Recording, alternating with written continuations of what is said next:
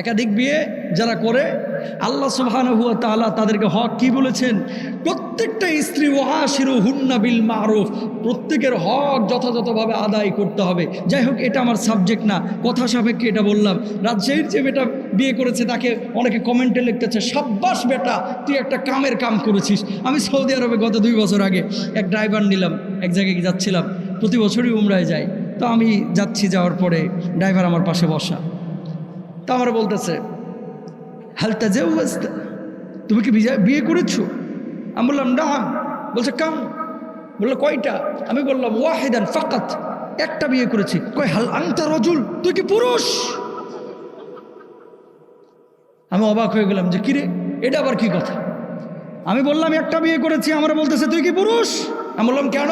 কই পুরুষ হইলে একটা বিয়ে কিভাবে মানুষ করে? আমি কই বাংলাদেশে যা খালি দেখবি বরিশাল্লা মাইয়ারা তোর গলাটা একেবারে দেহ থেকে আলাদা করে ফেলাবে, ঠিক কিনা ভাই? আছে না আমাদের বাংলাদেশে? আমার বউরা, আমাদের মায়েরা, বোনেরা একাধিক বিয়ে এটা সহ্য করতে পারে না।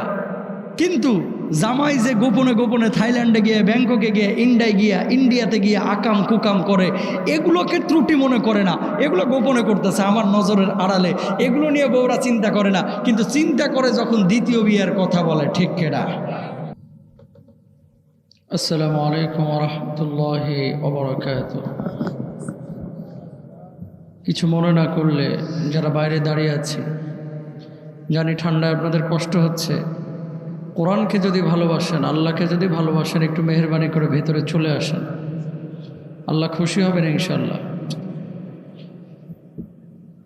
আলহামদুলিল্লাহ, আলহামদুলিল্লাহ ওয়া কাফা, সালামুন আলা ইবাদিহিল্লাযীনা ইসতাফা, خصوصا على سيد الرسل وخاتم الأنبياء وعلى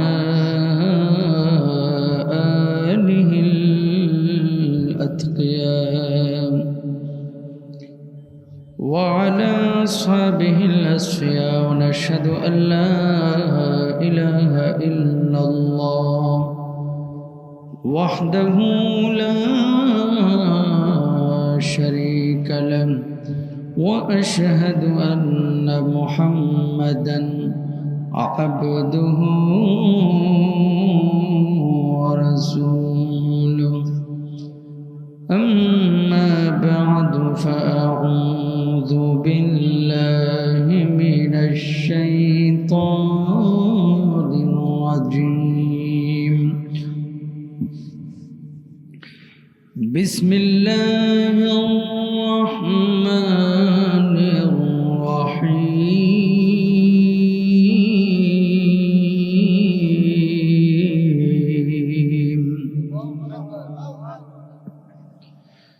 والعصر إن الإنسان لفي خسر إلا الذين آمنوا وعملوا الصالحات وتواصوا بالحق وتواصوا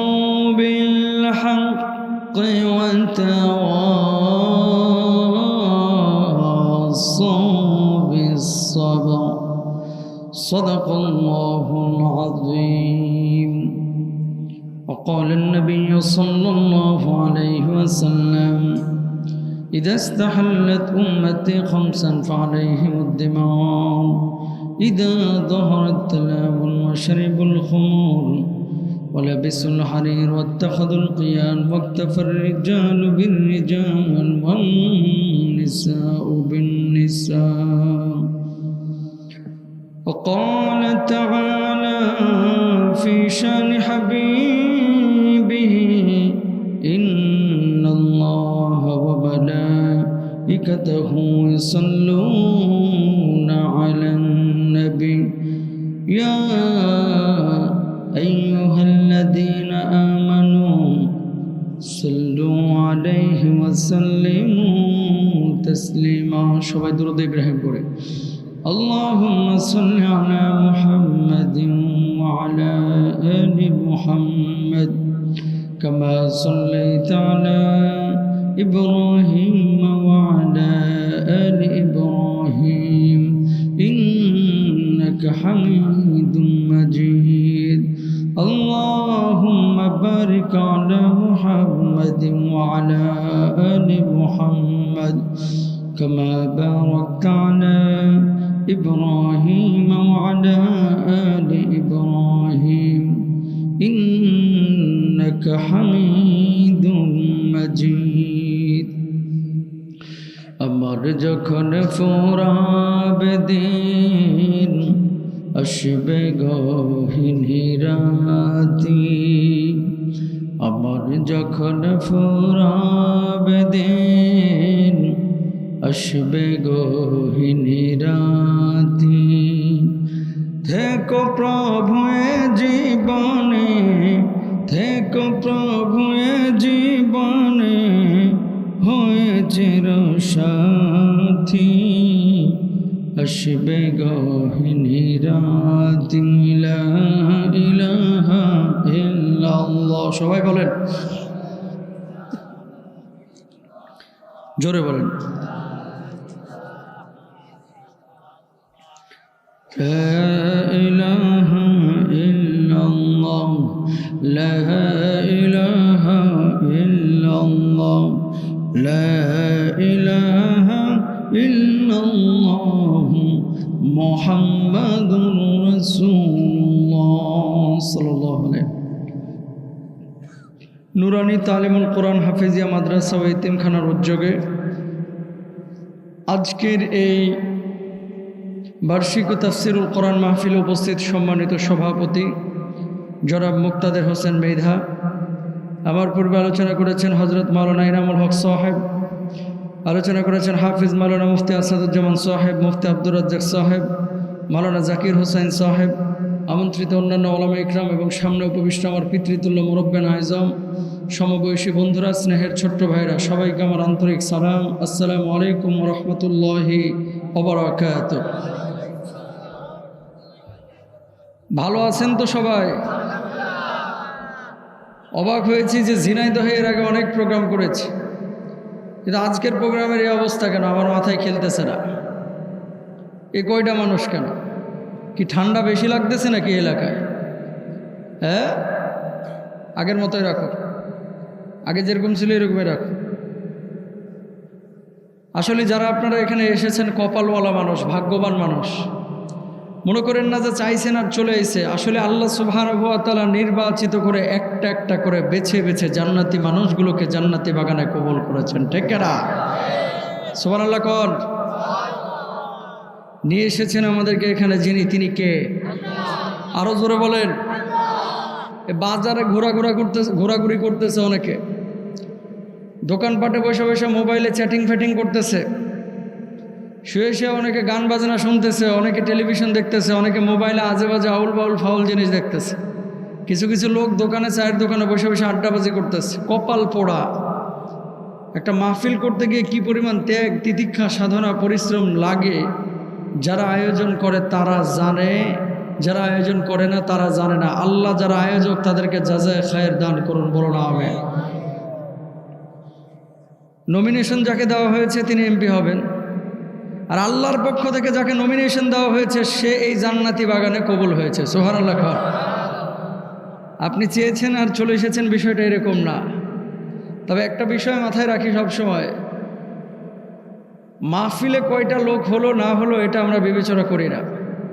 এখানে যদি শুধু মাইক ম্যানও বসে থাকে, আর যদি চেয়ারে দুই একটা লোকও বসে থাকে, অথবা কেউ না থাকে, তারপরও কোরআনের কথা বলার দায়িত্ব বলে তারপরে চলে যাব।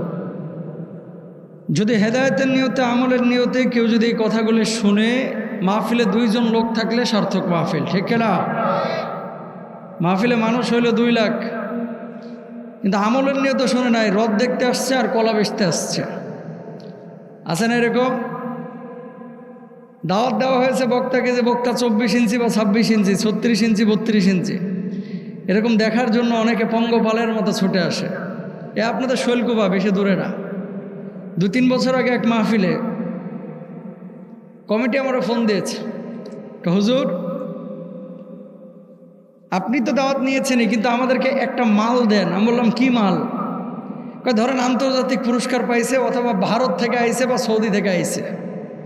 তো আমি বললাম এই মাল দিয়ে কী করবেন? লোক ভিড়াইতে হবে না? তা আমি বললাম যে মাহফিলের উদ্দেশ্য কী তাহলে? তাফসির মাহফিল না ওয়াজ মাহফিল? আপনারা তাফসির মাহফিল বলেছিলেন, এখন বলতেছেন লোক ভিড়ানোর জন্য একটা মাল লাগবে। 3-4 বছর আগের কথা। না হুজুর, অন্ধ হাফেজ অথবা ল্যাংড়া লুলা বক্তা অথবা কানা বক্তা অথবা সৌদি থেকে এসেছে নবীর বংশধর, এরকম এক একটা ভাও করা যায় না, তাই বলে। সঙ্গে সঙ্গে আমি মাহফিলটা ক্যান্সেল করে দিয়েছি। বলার একটা উদ্দেশ্য আছে। কি উদ্দেশ্য? তাফসির মাহফিল ওয়াজ মাহফিলগুলো হবে নিট অ্যান্ড ক্লিন, এখানে কোনো ধরনের ভাওতাবাজি ভণ্ডামি থাকবে না, ঠিক না? বক্তাও কথা বলবে কোরআনের কথা, মুসল্লিরাও আসবে তাফসির মাহফিলে ওয়াজ মাহফিলে আসবে কোরআনের কথা শুনতে, আল্লাহকে ভালোবেসে, নবীজিকে ভালোবেসে, ঠিক না? সুতরাং যে কয়জন এসেছেন আল্লাহ সুবহানাহু ওয়া তাআলা নির্বাচিত করে নিয়ে এসেছেন, হৃদয় মন জবানকে উজাড় করে কালিমাতুশ শুকর সবাই আদায় করে বলি আলহামদুলিল্লাহ।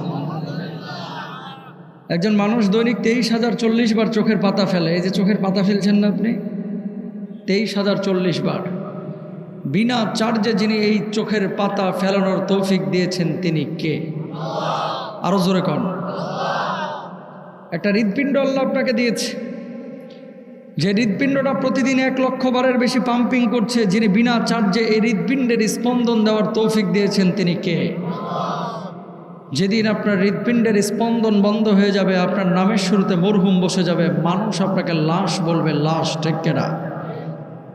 পেটের মধ্যে গরুর গোশত, মাছ, ডিম, দুধ, ঝিনাইদহের রসমালাই একসাথে খাচ্ছেন, হজম কেমনে হয় জানেন না? এই পেটটার মধ্যে আল্লাহ তাআলা প্রতিদিন 2 লিটার অ্যাসিড উৎপাদন করছে, যে অ্যাসিডগুলো আপনার খাবারটাকে হজম করছে। সুবহানাল্লাহ বলেন না? প্রতিদিন আপনি অক্সিজেন নিচ্ছেন 1.4 কিউবিক মিটার, যেটা বর্তমান বাজার দর প্রায় 24 থেকে 26 হাজার টাকা প্রতিদিন। ফ্রি নিচ্ছেন আল্লাহর কাছ থেকে। তার মানে 1 মাসে আল্লাহর কাছ থেকে আপনি ফ্রি অক্সিজেন নিয়েছেন 7,20,000 টাকার। তাহলে 60 বছরের যদি হায়াত আল্লাহ আপনাকে দেয়, আল্লাহর কাছ থেকে শুধু ফ্রি অক্সিজেন নিয়েছেন আপনি 54 কোটি টাকার। আল্লাহু আকবার বলেন। বিনা চার্জে যিনি দিচ্ছেন তিনি কে? এবার আপনারা বলেন, জীবনের মালিক কে? সুস্থ রেখেছেন কে? এই জমিনের মালিক কে? আল্লাহর জমিনে আল্লাহর কিছু গোলাম আছে, দাবি করে আল্লাহ আমাদের স্রষ্টা, কিন্তু মানুষের গোলামি চামচামি করে। এরা প্রকৃত মুমিন না, এরা আল্লাহর দুশমন, নবীর দুশমন, ঠিক কিনা মুসলমান? জমিনের উপরে একমাত্র গোলামি হবে কার? পুরো মানুষের না। যারা আপনারা এসেছেন কোরআনের কথা শুনতে, যদিও প্রচণ্ড কুয়াশা এবং ঠান্ডা, ঠিক এই মুহূর্তে আসমান থেকে কিছু ফেরেশতা নেমে আপনাদের উপরে রহমতের ডানাগুলো বিছিয়ে দিয়েছেন, বলুন সুবহানাল্লাহ। আর আমার আল্লাহ রাব্বুল আলামিন বলছেন, ফেরেশতারা এই মানুষগুলো এখানে কি করে, কি বলে? ফেরেশতারা তখন বলে, আল্লাহ এই মানুষগুলো এখানে বসে বসে শীতের মধ্যে আপনার কোরআনের কথা শুনে, আপনার নবীজির সুন্নাহের কথা শুনে। রব্বুল আলামিন তখন বলে, ফেরেশতারা এই মানুষগুলো কি কখনো আল্লাহ রব্বুল আলামিনকে দেখেছে? ফেরেশতারা তখন বলে, আল্লাহ এই মানুষগুলো কখনো আপনারা চর্মচক্ষু দিয়ে দেখে নাই, তারপর আপনাকে ভালোবেসে, আপনার নবীকে ভালোবেসে এই কুয়াশার মধ্যে, কোন শীতের মধ্যে, ময়লার মধ্যে, খড়কুটার মধ্যে বসে আছে। রব্বুল আলামিন তখন বলে, ফেরেশতারা এই মানুষগুলো মূলত কি চায়? ফেরেশতারা তখন বলে, আল্লাহ এই মানুষগুলো আপনার কাছে আপনার জান্নাত চায়, জাহান্নামের আযাব থেকে মুক্তি চায়। আল্লাহ রাব্বুল আলামিন তখন বলেন, ফেরেশতারা রে তোরা সাক্ষী থাক, ওই ময়দানে, ওই মঞ্চে বসা মানুষগুলোকে আমি আল্লাহ রাব্বুল আলামিন মাফ করে জাহান্নামের আগুন থেকে মুক্ত করে দিলাম, বলুন সুবহানাল্লাহ। তার লাভ না ক্ষতি? আল্লাহ সবাইকে মাফ করে দেন, বলুন আমিন। ঢাকা থেকে এই পর্যন্ত আসা বাবার গল্প, খাজার গল্প, মাজারের গল্প, বাঁশ খুঁটির গল্প করার জন্য না। যতক্ষণ কথা হবে কোরআনের তাফসীর হবে, সুন্নাহর কথা হবে, আল্লাহ তৌফিক দান করুক, বলুন আমিন। একটি সূরা আপনাদের সামনে তেলাওয়াত করেছি, সূরাটির নাম হচ্ছে সূরা আসর। সূরাটার নাম কি? সূরা আসর। আসর শব্দের অর্থ কি? সময়। এটা নিয়ে মতবিরোধ আছে। কেউ বলছেন যে আসর থেকে মাগরিব পর্যন্ত সূর্য সূর্য অস্তমিত হওয়া পর্যন্ত এই সময়টাকে বলা হয় আসর। কে বলছেন মধ্য আকাশে সূর্য ঢলে যাওয়ার পর থেকে সন্ধ্যা পর্যন্ত এই সময়টাকে বলা হয় আসর। কেউ বলছেন জোহর থেকে মাগরিব পর্যন্ত এই সময়টাকে বলা হয় আসর। আল্লাহ তাআলা সময়ের কসম করেছেন এই কারণে, মানুষের জীবনের সময়টা বড় দামি। জীবন প্রদীপ যখন নিভে যাবে, হৃৎপিণ্ড থেকে রূহটা যখন বের হয়ে যাবে, আপনার ভেতরে যখন রূহ থাকবে না, তখন সময় থাকবে কিন্তু আপনি থাকবেন না। জীবন যতদিন আছে সময় ততদিন আছে, জীবনও নাই সময়ও নাই, ঠিক কিনা? সূরাটা নাজিল আল্লাহ তাআলা কেন করেছেন? মানুষ যে দুনিয়ার বুকে ক্ষতিগ্রস্ত, কিছু মানুষ আছে দুনিয়ার বুকে যারা দুনিয়া নিয়ে ব্যস্ত, আর কিছু মানুষ আছে আখিরাত নিয়ে ব্যস্ত, যারা আল্লাহকে পাইতে চায়, আখিরাতকে পাইতে চায়। আর দুনিয়ার জিন্দেগিতে কিছু মানুষ আছে যে মানুষগুলো দুনিয়াকে পাইতে চায়। দুই শ্রেণীর মানুষ, এক শ্রেণীর মানুষ আল্লাহকে পাইতে চায়, আরেক শ্রেণীর মানুষ হচ্ছে দুনিয়াকে পাইতে চায়। সফল কাম কারা? যারা আল্লাহকে পাইতে চায়। সুবহানাল্লাহ বলেন। এই সূরাটি যখন নাজিল হইল, খেয়াল করেন আল্লাহ রাব্বুল আলামিন বিশ্বনবী সাল্লাল্লাহু আলাইহি ওয়াসাল্লামের উপর নাজিল করলেন। জিবরিল আমিন আল্লাহর নবী বিশ্বনবী সাল্লাল্লাহু আলাইহি ওয়াসাল্লামের কাছে আসলেন। আসার পর বললেন, ওগো নবীজি, আল্লাহ রাব্বুল আলামিন একটা সূরা আপনার হাদিয়া পাঠিয়েছেন। আল্লাহর নবী বললেন, পড়ো পড়ো। আমি আয়াত করে বিশ্বনবী সাল্লাল্লাহু আলাইহি ওয়াসাল্লামের উপরে সূরাটা যে নাজিল হয়েছে, সূরাটা এবার জিবরিল আমিন পাঠ করলো। ওয়াল্লাহ ইন্নাল ইনসানা লাফি খুসর ইল্লাল্লাযীনা আমানু ওয়া আমিলুস সালিহাতি ওয়া তাওয়াসাউ বিল হাক্কি ওয়া তাওয়াসাউ বিস সাবর। বলুন আল্লাহু আকবার। আসরের নামে, আসরের সময়ের শপথ, আসরের শপথ আল্লাহ রাব্বুল আলামিন করলেন আর বললেন, ইন্নাল ইনসানা লাফি খুসর। সব মানুষ ক্ষতির মধ্যে আছে, চার শ্রেণীর মানুষ ক্ষতির মধ্যে নাই। ইল্লাল্লাযীনা আমানু, যারা ঈমান এনেছে, ওয়া আমিলুস সালিহাত, যারা সৎ কাজ করেছে, ওয়া তাওয়াসাউ বিল হক, যারা সত্যর পথে দ্বীনের দিকে মানুষকে আহ্বান করেছে। আর 4 নম্বর হচ্ছে ওয়া তাওয়াসাউ বিস সাবর, যারা সর্বাবস্থায় বিপদ আপদে আল্লাহর প্রতি ধৈর্য ধারণ করেছে। দুনিয়ার জিন্দেগিতে এই মানুষগুলো সফল কাম হয়ে গেছে। বলুন সুবহানাল্লাহ।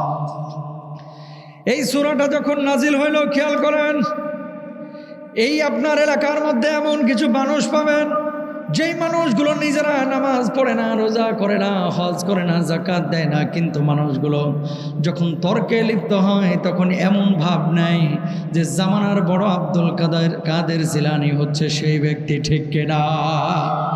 আছে না এরকম কিছু লোক? নামাজ নাই, রোজা নাই, হজ নাই, যাকাত নাই, কিন্তু কথাবার্তা এমনভাবে বলে যেন শাইখুল হাদিস। এমনভাবে কথাবার্তা বলে যেন এই এলাকার মধ্যে এর চাইতে বড় আল্লাহর ওলি আর নাই। এই সূরাটা যখন নাজিল হয়েছে, খেয়াল করেন, আমর ইবনুল আস রাদিয়াল্লাহু তাআলা আনহু, তিনি তখনও ঈমান আনেন নাই, কাফের। নবীজির জীবন দশায় তখন মুসাইলামাতুল কাজ্জাব জীবিত, সে নিজেকে নবী দাবি করত। নাউজুবিল্লাহ। বাড়িতে যায় বলেন, মেরে ভাই এমনভাবে ঝিমাইতেছেন আপনারা, মনে হচ্ছে বড় কষ্ট হচ্ছে।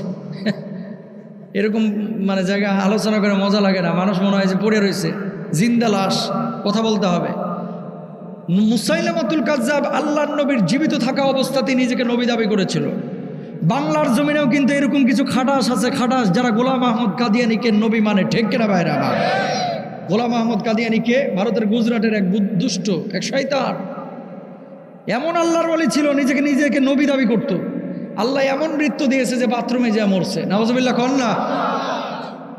মুরিদরা মনে করছে এমন হয় ওহি টহি আনতে গেছে, ওহি এমন জায়গায় আনতে গেছে যে টাঙ্কি ভাঙ্গা বাথরুমে পায়খানাতে মুখ চুবায় পড়ে রয়েছে। নাউজুবিল্লাহ কন। যুগে যুগে হাজার হাজার মানুষ এরকম নিজেদেরকে নবী দাবি করেছে। তো মুসাইলামাতুল কাজ্জাব তখন নবী দাবি করেছিল। তো আমর ইবনুল আস তখন ঈমান আনেন নাই। আমর ইবনুল আস গেছে মুসাইলামাতুল কাজ্জাবের কাছে কোনো একটা কারণে। মুসাইলামাতুল কাজ্জাব বলতেছে, এই আমর ইবনুল আস, শুনলাম মুহাম্মদ সাল্লাল্লাহু আলাইহি ওয়াসাল্লামের উপরে নাকি কালকে একটা সূরা নাজিল হয়েছে। হ্যাঁ, কোন সূরা? আমর ইবনুল আস বলতেছে, আমি ঈমান আনি নাই, কিন্তু সূরাটা আমি জানি, কারণ আমি ওনার মুখ থেকে শুনেছি। সুবহানাল্লাহ। কয় বলো দেখি একটু সূরাটা। এবার আমর ইবনুল আস রাদিয়াল্লাহু তাআলা আনহু মুসাইলামাতুল কাজ্জাবের সামনে পেশ করলেন, ওয়াল আসরি ইন্নাল الإنسان لفي خسر إلا الذين آمنوا وعملوا الصالحات وتواصوا بالحق وتواصوا بالصبر মুসাইলামাতুল কাজ্জাব এই সূরাটা শুনলো, শোনার সঙ্গে সঙ্গে বলল, ও আমর ইবনুল আস, তোমার মুহাম্মদের উপরে যেমন সূরা নাজিল হয়েছে আমার উপরেও কিন্তু দু একটা সূরা মাঝে মাঝে নাজিল হয়। গতদিনও একটা সূরা নাজিল হয়েছে। মিথ্যা কথা, বুঝেন নাই কথা?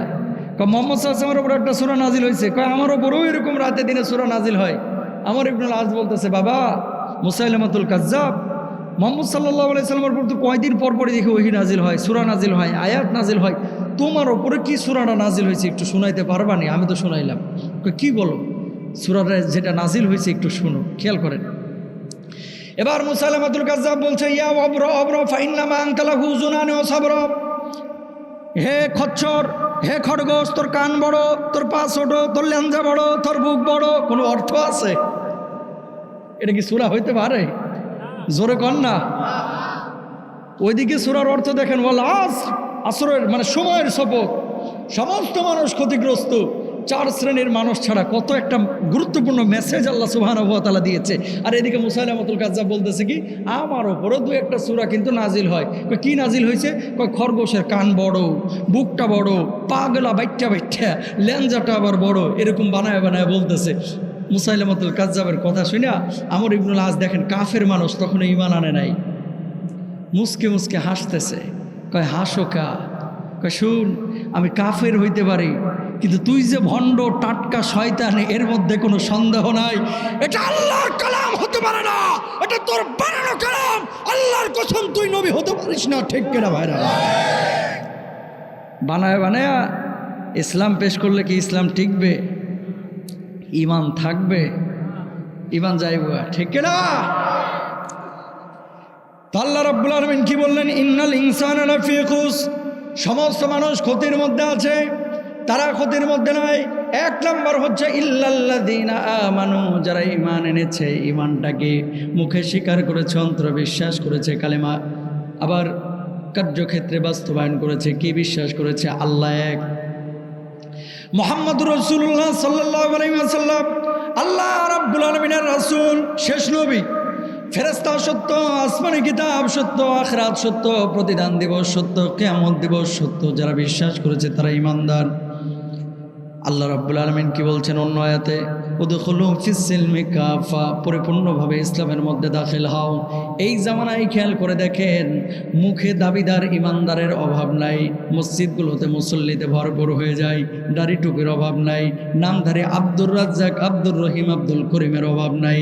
কিন্তু এর মধ্যেই হাজার হাজার আব্দুল করিম, আব্দুর রহিম আছে, এক একটা বদের হাড্ডি টাটকা মুনাফিক। ঠিক কিনা? আল্লাহ নবী বিশ্বনবী সাল্লাল্লাহু আলাইহি ওয়াসাল্লাম এই জন্য বলেছেন কি, খেয়াল করেন, কিয়ামতের আগে মসজিদগুলো পরিপূর্ণ হয়ে যাবে। দেখে মনে হবে সবগুলো আল্লাহর ওলি, দেখে মনে হবে সবগুলো বড় বড় মুমিন, আসলে সবগুলো বেঈমান। মসজিদে মুসল্লি ভরপুর হয়ে যাবে কিন্তু ঈমানদারের সংখ্যা কমে যাবে। বর্তমান জামানা হচ্ছে সেই জামানা, কোরআনের কিছু অংশ মানে, কিছু অংশ মানে না, জায়গা মতো কোরআনের বিধিবিধানগুলোকে ফিটিং করে। আল্লাহর কসম তারা পূর্ণাঙ্গ মুমিন হতে পারে না। ঠিক কিনা? খেয়াল করেন, নিজেকে যারা ইমানদার দাবি করেন, গোটা কোরআনুল কারীমে 6666টা আয়াত আল্লাহ তাআলা নাজিল করেছে।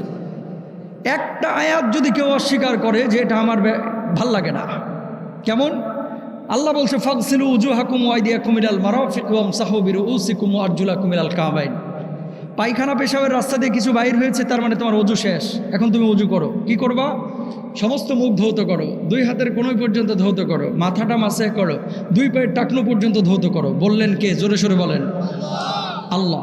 এখন যদি আপনার মনে প্রশ্ন জাগে যে আল্লাহ তাআলা ওযু করতে বললেন, হাত মুখ ধুইতে বললেন, মাথা মাসে করতে বললেন, যেই জায়গা দিয়ে বাতাস বাইর হয়েছে ওই জায়গাটা কেন ধুইতে বললেন না? আল্লাহ কামটা ঠিক করেন নাই। ঈমান থাকবে না কাফের হয়ে যাবে? আল্লাহর এরকম বলার সুযোগ আছে? বাংলার জমিনে তসলিমা নাসরিনের কিছু মুরিদ আছে না নাই? ছেলেরা কয়টা বিয়ে করতে পারে? 2, 3, 4। রব্বুল আলামিন বলছেন ফামকিহু মা তাবা লাকুম মিনান নিসা মাসনা ও সুলাসা ও রুবা। সুবহানাল্লাহ খান। যার সামর্থ্য আছে, টাকা পয়সা আছে, বউকে ট্যাকেল দিতে পারে, ও 2টা 3টা 4টা বিয়ে করতে পারে, এটা তার জন্য জায়েজ। এটা বলেছেন কে? আল্লাহ। এখন তসলিমা নাসরিনের কোনো মুরিদ যদি বাংলাদেশে বলে যে আল্লাহ একই ছেলেকে 4টা বিয়ে করার অনুমতি দিল, এক মেয়েকে একসাথে 4 স্বামী বিয়ে করার কেন অনুমতি দিল না? আল্লাহ এই কাজটা মোটেও ঠিক করে নাই। ঈমান থাকবে নাকি বেঈমান হয়ে যাবে? সন্দেহ আছে? কোনো সন্দেহ নাই। তার মানে কি? কোরআনুল কারিমের, সবাই কথা শোনেন, কোরআনুল কারিমের একটা বিধান যদি কেউ অস্বীকার করে, সন্দেহ পোষণ করে, তার ঈমান নাই। এটাতে সবাই একমত তো? আচ্ছা, এবার পরে আসতেছে একাধিক বিয়ের কথা যেহেতু আসলো, এই জামানায় ওই যে কালকে একটা নিউজ দেখলাম, রাজশাহীর এক যুবক 4 বিয়ে করছে, আর 6টা, আরও 2টা বেশি, মনে হয় 2টা তালাক দিয়ে পরে আবার 4টাতে আসছে।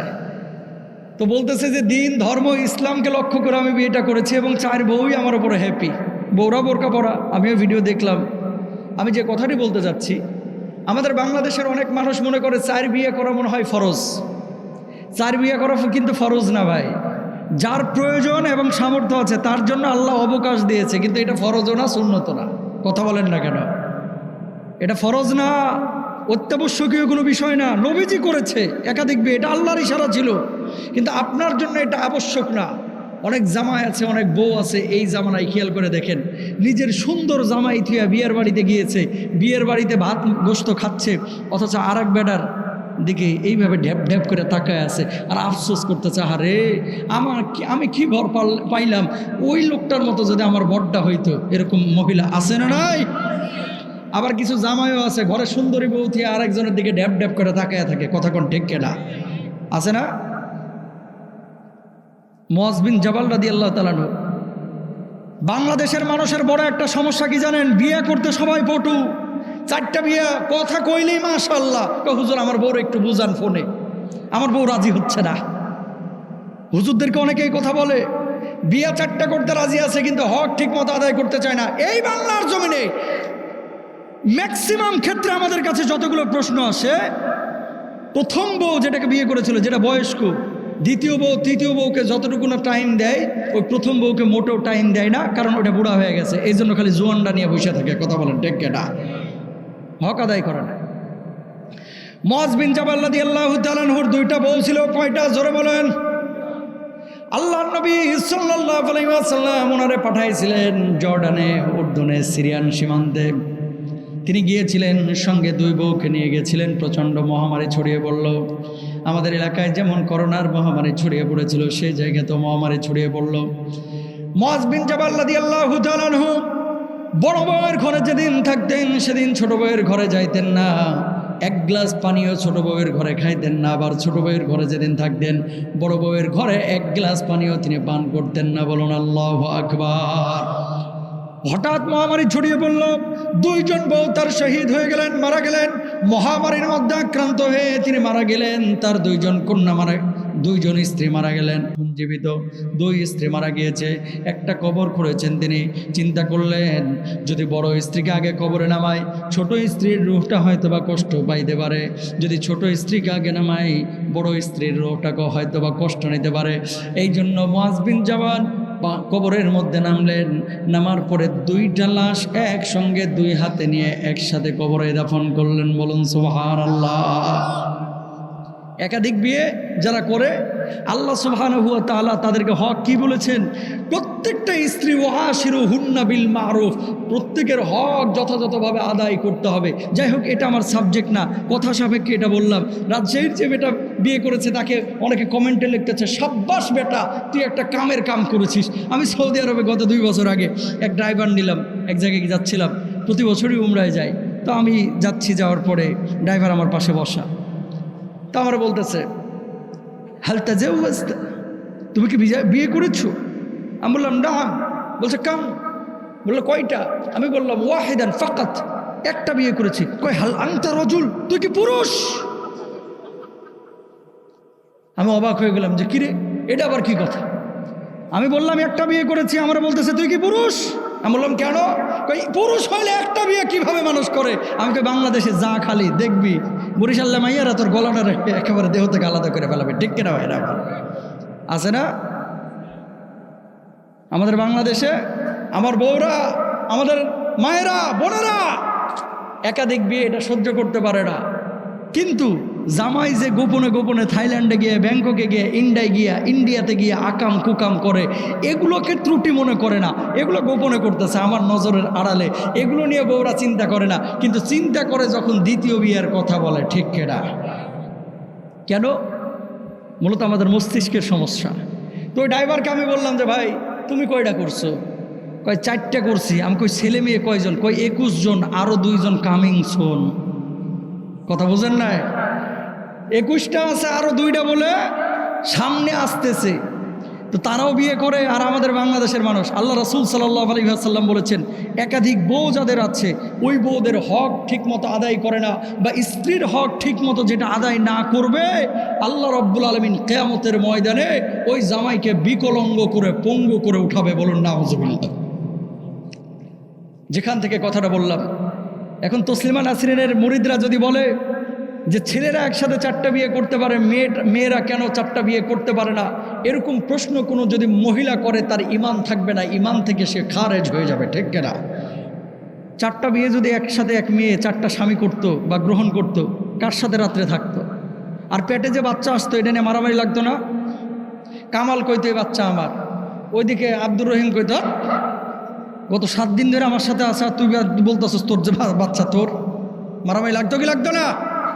ওইদিকে আবার জামাল কোনা থেকে বলতেছে কিরে এত লাফাইস না, এটা আমার বাচ্চা, আগেই পরীক্ষা করছি। বাধ্যনি মারামারি। এবারে ছেলে জন্ম নিল, যখন ছেলে ছোট সবাই মাশাল্লাহ আদর সোহাগ করে, ছেলে একটু বড় হয়েছে, স্কুলের টাকা দেওয়া লাগবে, প্রাইভেটের খরচ দেওয়া লাগবে, এবার আর কেউ পকেটে হাত ঢোকায় না, কয় যা আব্দুল করিমের কাছে যা, একবার তুই আমার বাপ নেই, তুই আমার বলা নেই, যা জামালের কাছে যা। জামাল কইতে যা কামালের কাছে যা। মারামারি লাগতো কি লাগতো না? লাগতো। এরকম অসংখ্য কারণ আছে যে কারণে আল্লাহ তাআলা মেয়েদেরকে এই পারমিশন দেন নাই, কিন্তু ছেলেদেরকে যে দেওয়া হয়েছে এটা ফরজ না। যেখান থেকে কথাটা আসলো, কোরআনুল কারীমে আল্লাহ তাআলা সূরা ফাতিহার শুরুতে কি বলছেন? বিসমিল্লাহির রহমানির রহিম। শেষে বলছেন মিনাল জিন্নাতি ওয়ান নাস। সূরা নাসের শেষে, শুরুতে বা শেষে সিন, মানে বাস। খেয়াল করেন, কোরআনুল কারীমের একটা আয়াত যদি কেউ অস্বীকার করে তার ঈমান থাকবে না, ঈমান থাকবে না, সে কাফের হয়ে যাবে। এবার আসেন আপনার এলাকায় ঝিনাইদহে আমাদের আশপাশের মানুষগুলোর চিত্রটা কি? আল্লাহ রাব্বুল আলামিন কি বললেন তাহলে? ইল্লাল্লাযীনা আমানু ওয়া আমিলুস সালিহাত ওয়া তাওয়াসাউ বিল হাক্কি ওয়া তাওয়াসাউ বিস সাবর। ওই সমস্ত মানুষগুলো ক্ষতির মধ্যে নাই। 1 নম্বর হচ্ছে যারা ঈমান এনেছে, ঈমানের অবলিগে কিন্তু অনেক মুশরিক আছে, সামনের কাতারে নামাজ পড়ে, রোজা করে, হজ করে, যাকাত দেয়, আবার বাবার দরবারে গিয়ে সিজদাও দেয়, আছে না নাই? প্রিয় ভাইরা আমার, আব্দুল্লাহ ইবনে মাসউদ রাদিয়াল্লাহু তাআলা আনহু আল্লাহর নবী বিশ্বনবী সাল্লাল্লাহু আলাইহি ওয়াসাল্লামের পাশে বসা আল্লাহর নবীকে বললেন, ইয়া রাসূলুল্লাহ, আল্লাহর কাছে সবচাইতে বড় গুনাহ কোনগুলো, নিকৃষ্ট গুনাহ কোনগুলো? আইয়ুদ্দামবি আকবার ইনদাল্লাহ, আল্লাহর কাছে সবচাইতে নিকৃষ্ট গুনাহ, অপছন্দের গুনাহ কোনগুলো? আল্লাহর নবী বললেন 1 নম্বর আনতা জাআলা লিল্লাহি নিদ্দান ওয়া হুয়া খালাকান। 1 নম্বর হচ্ছে আল্লাহ রাব্বুল আলামিন তোমার বানাইছে অথচ তুমি আল্লাহর সঙ্গে অন্য কাউরে শরীক করলা। 2 নম্বর ওয়া আনতাকতুলা ওয়ালাদাকা মাখাফাতা ইয়াতাম, আল্লাহ রাব্বুল আলামিন তোমার সন্তানের খাবারের ব্যবস্থা করবে, কিন্তু খাদ্যের ভয়ে তুমি তোমার বউয়ের পেটের মধ্যে অথবা সন্ততিকে হত্যা করলা। 3 নম্বর আল্লাহর নবী বললেন ওয়া আনতুজানি বিহালিলাতি জারি, প্রতিবেশীর স্ত্রীর সঙ্গে জিনা ব্যভিচার করা, পরক্রিয়া করা, জিনা ব্যভিচারে লিপ্ত হওয়া আল্লাহ রাব্বুল আলামিনের কাছে এর চাইতে বড় গুনাহ আর নাই। বলুন নাউযুবিল্লাহ। এই হাদিস যখন আল্লাহর নবী বিশ্বনবী সাল্লাল্লাহু আলাইহি ওয়াসাল্লাম বললেন, আল্লাহ রাব্বুল আলামিন সঙ্গে সঙ্গে সমর্থন দিলেন। সমর্থন দেওয়ার পরে আল্লাহ রাব্বুল আলামিন আয়াত নাজিল করলেন, ওয়াল্লাযীনা লা ইয়াদউনা মা'আল্লাহি ইলাহান আখার ওয়া লা ইয়াকতুলুনা আন-নাফসাল্লাতী হারামাল্লাহু ইল্লা বিল হাক্কি ওয়া লা ইয়াজনুন। আল্লাহ সমর্থন করলেন ঠিকই, এই পাপগুলো যারা না করবে, যারা আল্লাহর সঙ্গে কাউকে শরীক করবে না, সন্তান হত্যা করবে না, খাদ্যের ভয় যারা জেনা ব্যভিচার করবে না, আল্লাহ রাব্বুল আলামিন তাদের জন্য জান্নাতের ফয়সালা করবেন। তারাই আল্লাহর প্রকৃত বান্দা, তারাই প্রকৃত মুমিন। খেয়াল করে দেখেন আশপাশে অসংখ্য মানুষ, যে মানুষগুলো সামনের কাতারে নামাজ পড়ছে, রোজা করছে, আবার শিরিক করছে, নামাজ পড়ছে, আবার খাদ্যের ভয়ে সন্তানকে হত্যা করে ফেলছে, পরপর 3টা মেয়ে হয়েছে, আবার 4র্থ সন্তানের সময় বাচ্চাটা যখন নড়াচড়া করলো, রুহটা যখন আসলো, অনেক বাপ মা আছে আল্ট্রাসাউন্ড করে যখন দেখে 4র্থ সন্তানটাও মেয়ে, সঙ্গে সঙ্গে ওই বাচ্চাটাকে কেটে কুটে পেট থেকে বের করে ফেলে। আল্লাহর কসম, কিয়ামতের ময়দানে এ বাপ মারে দাঁড়াইতে হবে আল্লাহর আদালতে, ঠিক কিনা? পেটের মধ্যে সন্তান হত্যা কেউ করবেন না, এটা বড় অপরাধ। মেয়ে মানুষ হওয়ার পরে যাদের মুখটা কালো হয়ে যায়, ওরা কাফেরের মতো, নাউজুবিল্লাহ বলেন না। এই শুনেন, ওয়াইদা বুশিরা আহাদুহুম বিল উনসা যাল্লা ওয়াজহুহু মুসওয়াদ্দা ওয়া হুয়া কাযিব। কন্যা সন্তানকে সুসংবাদ আল্লাহ বলেছেন। মেয়ে সন্তান হওয়ার পরে যাদের মুখটা কালো হয়ে যায়, এরা কাপুরুষ, আল্লাহ নবী বলেছে, যার একটা কন্যা সন্তান আছে, ওই কন্যাটাকে ভালোভাবে লালন পালন করে ভালো জায়গায় বিয়ে শাদী দিয়ে দিল, ওই বাবা আর আমি নবী জান্নাতে এইভাবে 2 আঙ্গুলের মতো পাশাপাশি ফ্ল্যাটে থাকবো। সুবহানাল্লাহ কন না। তাহলে যার 3 কন্যা আছে তার 3টা জান্নাত, যার 4 কন্যা আছে 4টা জান্নাত। কিন্তু বাংলাদেশের মানুষ চিন্তা করে, মেয়ে হয়েছে তার মানে এর পেছনে ইনভেস্ট করা এটা একটা ফাউ ইনভেস্ট, এর কাছ থেকে কোনো ফিডব্যাক আসবে না। এরকম যারা চিন্তা চেতনা লালন করে, এরা মানুষ না, এরা কাপুরুষ, ঠিক কিনা ভাইরা? বা ছেলে এবং মেয়ে কোনো ভেদাভেদ করবেন না। বাপরে বাপ, ছেলের জন্য টিউশনি মাস্টার ঠিক করে মাসে দেয় 7,000, আর মেয়ের জন্য প্রাইমারি স্কুল রেডি। অনেকে আছে গ্রামগঞ্জে, মেয়ে যদি 8 পাস করছে, মাদ্রাসায় কোনো মতে হেদায়েতুন্নাহ পাস করছে, কখন আরেকজনের ঘাড়ে তুলে দিবে, অস্থির হয়ে যায়। ভালো তাড়াতাড়ি বিয়ে শাদী দেওয়া। কিন্তু আমি যেটা বলতে যাচ্ছি, ছেলের জন্য আপেল আর মেয়ের জন্য মূলা, ছেলের জন্য কমলা মালটা আর মেয়ের জন্য ওই বাতাবি লেবু হয়, এরকম না। ছেলে এবং মেয়ের মধ্যে কোনো বিভাজন করবেন না। অনেকে মনে করে মেয়ে বিয়ে দিচ্ছি, এই মেয়ে জন্ম দিয়েছি, এটার পেছনে তো এখন 5 লাখ ঠিক রাখতে হবে, কারণ বিয়ের সময় খরচ হবে। এরকম মনে করবেন না প্রিয় ভাইরা আমার। মেয়ের আল্লাহর পক্ষ থেকে আপনার ঘরে যারা যে সমস্ত মেয়েগুলো আছে, মনে করবেন তারা রহমত। সুবহানাল্লাহ বলেন। মেয়েদেরকে খাটো করে দেখেন না। আল জান্নাতু তাহতা আকদামিল উম্মাহাত, মায়ের পায়ের নিচে আল্লাহ রাব্বুল আলামিন বেহেশত রেখেছেন, বেহেশত। সুবহানাল্লাহ বলেন। আহা, পৃথিবীতে আপনারা যদি নিঃস্বার্থ কেউ ভালোবাসে, আপনার মা, এরপরে আপনার বাপ, আর কেউ আপনারা নিঃস্বার্থ ভালোবাসে না। বোঝেন নাই কথা? মানুষ আপনার অবস্থানকে ভালোবাসে, আপনাকে না।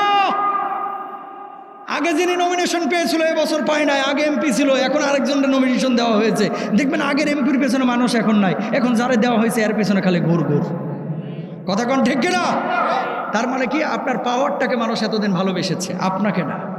যদি আপনাকে ভালোবাসতো, নমিনেশন দিল কি দিল না, আপনার পেছনে ঘুর করতো, ঠিক কিনা ভাইরা আমার? এজন্যই আমরা বলি, কোরআনের নূর যার ভিতরে আছে, এই মানুষটা মানুষকে ভালোবাসে আল্লাহর জন্য।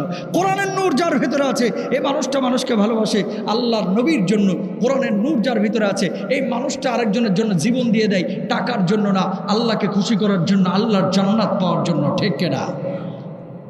সামনে ভোট আসতেছে, 500 টাকার জন্য অনেকে বিক্রি হয়ে যাবে, ঠিক কিনা? 500 টাকার জন্য একটা অসৎ মানুষকে ভোট দিয়ে দিবে, এরকম লোক আছে না? সৎ মানুষকে ভোট দিবেন, যে নামাজ পড়ে, যে আল্লাহকে বিশ্বাস করে। যে নামাজ পড়ে না, যে মানুষটা হারামখোর, এই মানুষটাকে কখনো স্বীকৃতি দিবেন না। সৎ মানুষকে বেছে নেওয়া এটা আপনার নৈতিক দায়িত্ব, এবং এটা আপনার গণতান্ত্রিক অধিকার। কথা বুঝতে পেরেছেন? আমি ওইদিকে যাব না। আমি যে বিষয়টি বলতে চাচ্ছি, আমি বলতে চাচ্ছি যে মানুষ মানুষকে ভালোবাসে, যে আল্লাহর জন্য ভালোবাসে।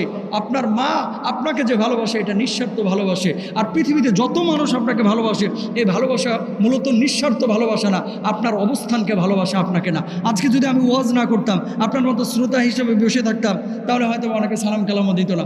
আজকে ওয়াজ আমি যদি করতে না পারি, গলাটা যদি এখনই বন্ধ হয়ে যায়, আপনারা গালমন্দ শুরু করবে যে দূর ঢাকা থেকে কি জিনিস নিয়ে আসলো, মালটা জমাইতে পারলো না, এরকম কথাবার্তা বলবে। তার মানে কি, যতক্ষণ আপনার যোগ্যতা আছে ততক্ষণ মানুষ আপনাকে প্রায়োরিটি দিবে, যোগ্যতা নাই মানুষ আপনাকে প্রায়োরিটি দিবে না। এটা হচ্ছে দুনিয়ার নীতি, ঠিক কিনা ভাইরা আমার? এই জন্য প্রিয় ভাইরা আবার খেয়াল করেন, এক নাম্বার হচ্ছে ইল্লাল্লাযীনা আমানু, যারা ঈমান এনেছে।